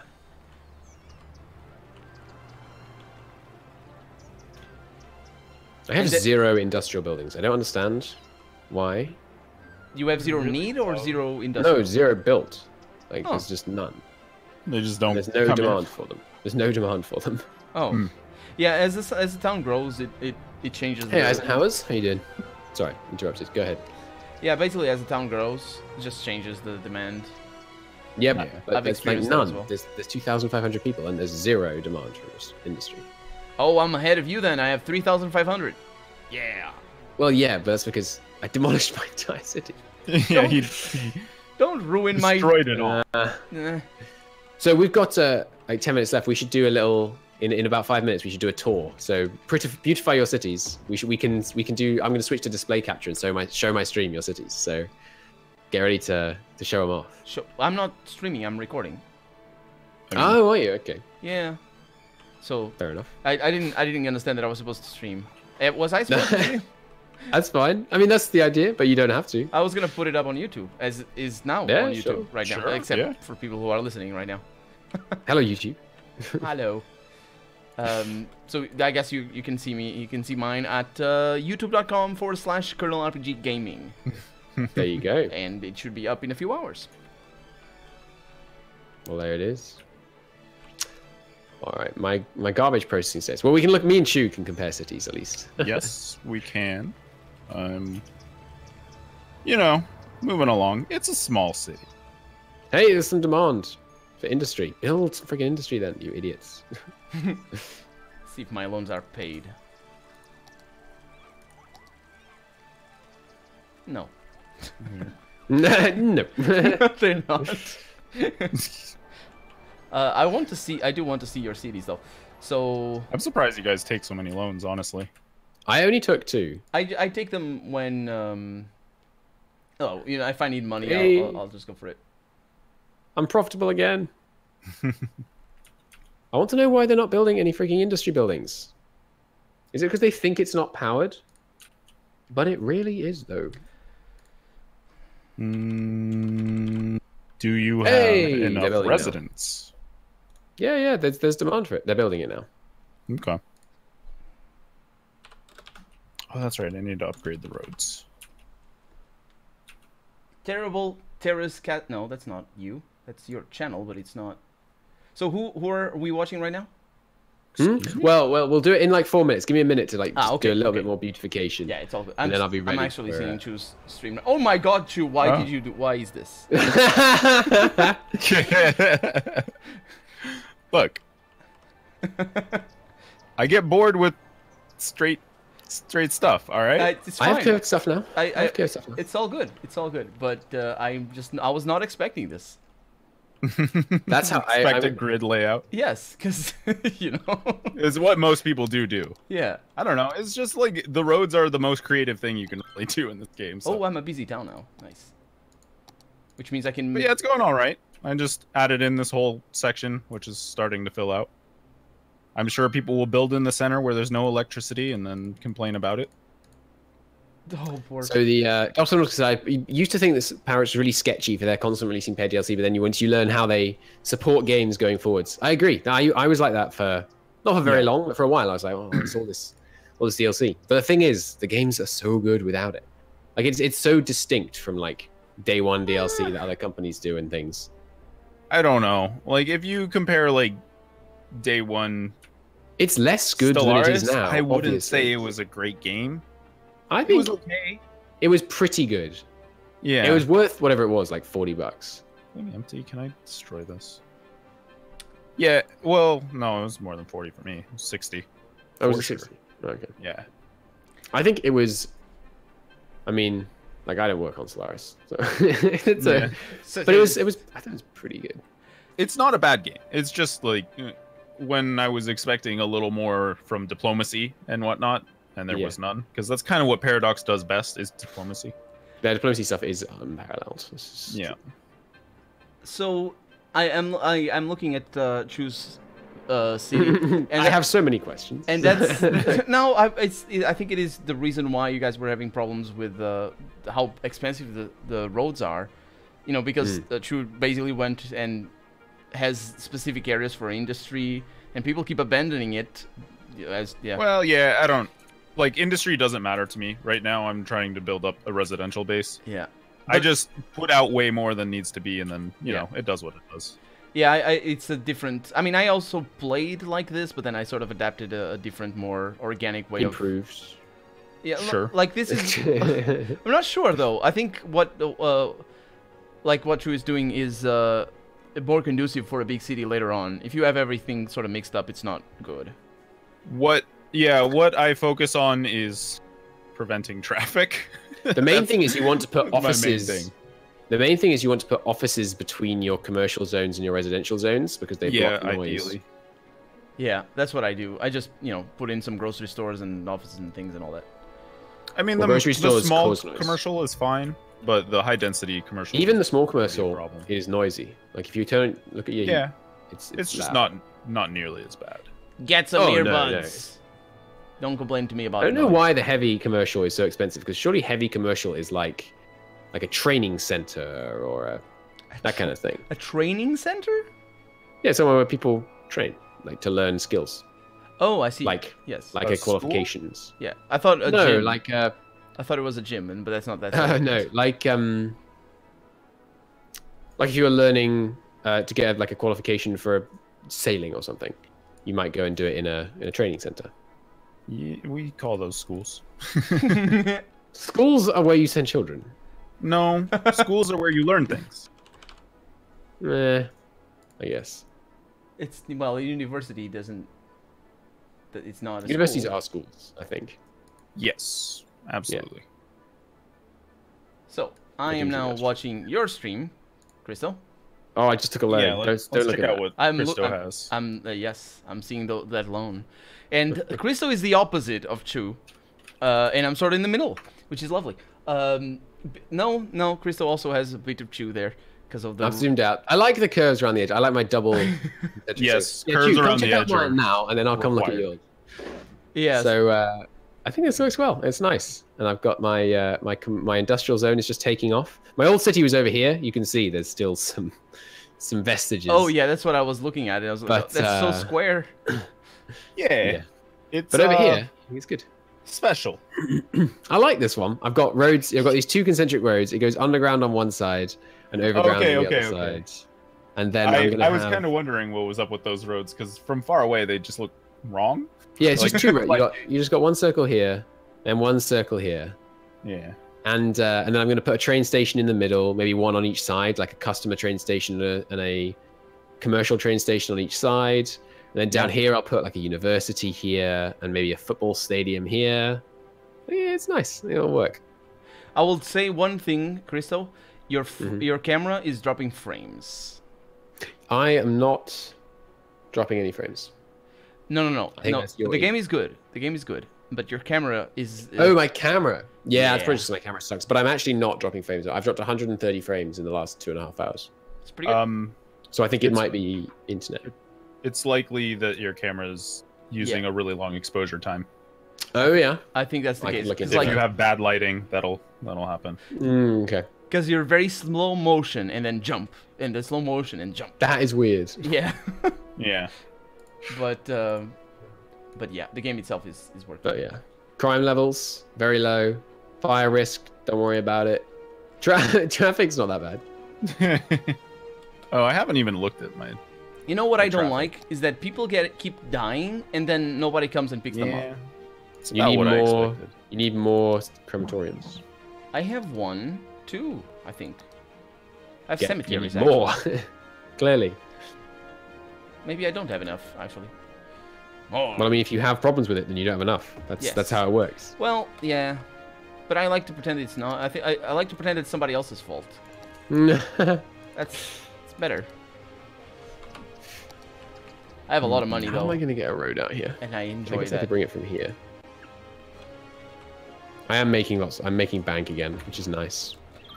I have 50,000. I need to get some high density buildings, and then what I'm going to do next is add another concentric circle. When I feel like I'm wealthy enough, and then I'd add another concentric circle, turn the inner residential concentric circle into high density, and then have big low density going out. Hey Cody, how you doing? Sure. Yeah. All right, now Chu, I'm gonna come have a look at yours. I am in the middle of alleviating some traffic issues. So you're making excuses already, are you? I mean, it's not bad. It's just this whole area has always been dumb. Really, what my eventual plan is to make this into a highway system, and then I haven't branch off on each stream side. yet. Yeah, that's for sure. That's why I was saying like yours is for definitely the end game. Yeah. Yeah. And but right now it's a traffic problem because the light systems suck. And I'm sorry I'm All right, so give me a tour. Hey, this is cool. Oh my god, your industrial's right next to your commercial. What are you doing? That was just the starter industrial. I'm working on phasing that out. Delete it. It's polluting your office buildings. It's fine. Gross. It's so bad. It's not fine. Look, have you ever been to New York? You have heavy industry right next to office buildings. Really? That's disgusting. That's New York in a nutshell. That's most awful. Major cities. It's awful. Either way, this is mostly what I've done. I like it. It's pretty. Not getting enough demand to fill this out yet, but you know it'll come in time. It's pretty cool. I guess I could lower taxes and probably do it. You should build more parks. I don't see enough parks. Well, I can do. I can do. It makes building level. Yeah, let me see your park level. I can do something here, so I can say goodbye to my people. Where is it? And I can show you my city. So I need more parks over here, but for the most part, it's all right. Good. So goodbye, YouTube. See you next week. See you later, YouTube. And the link's in the description, by the way. Oh no, there's more life in there. Bye bye.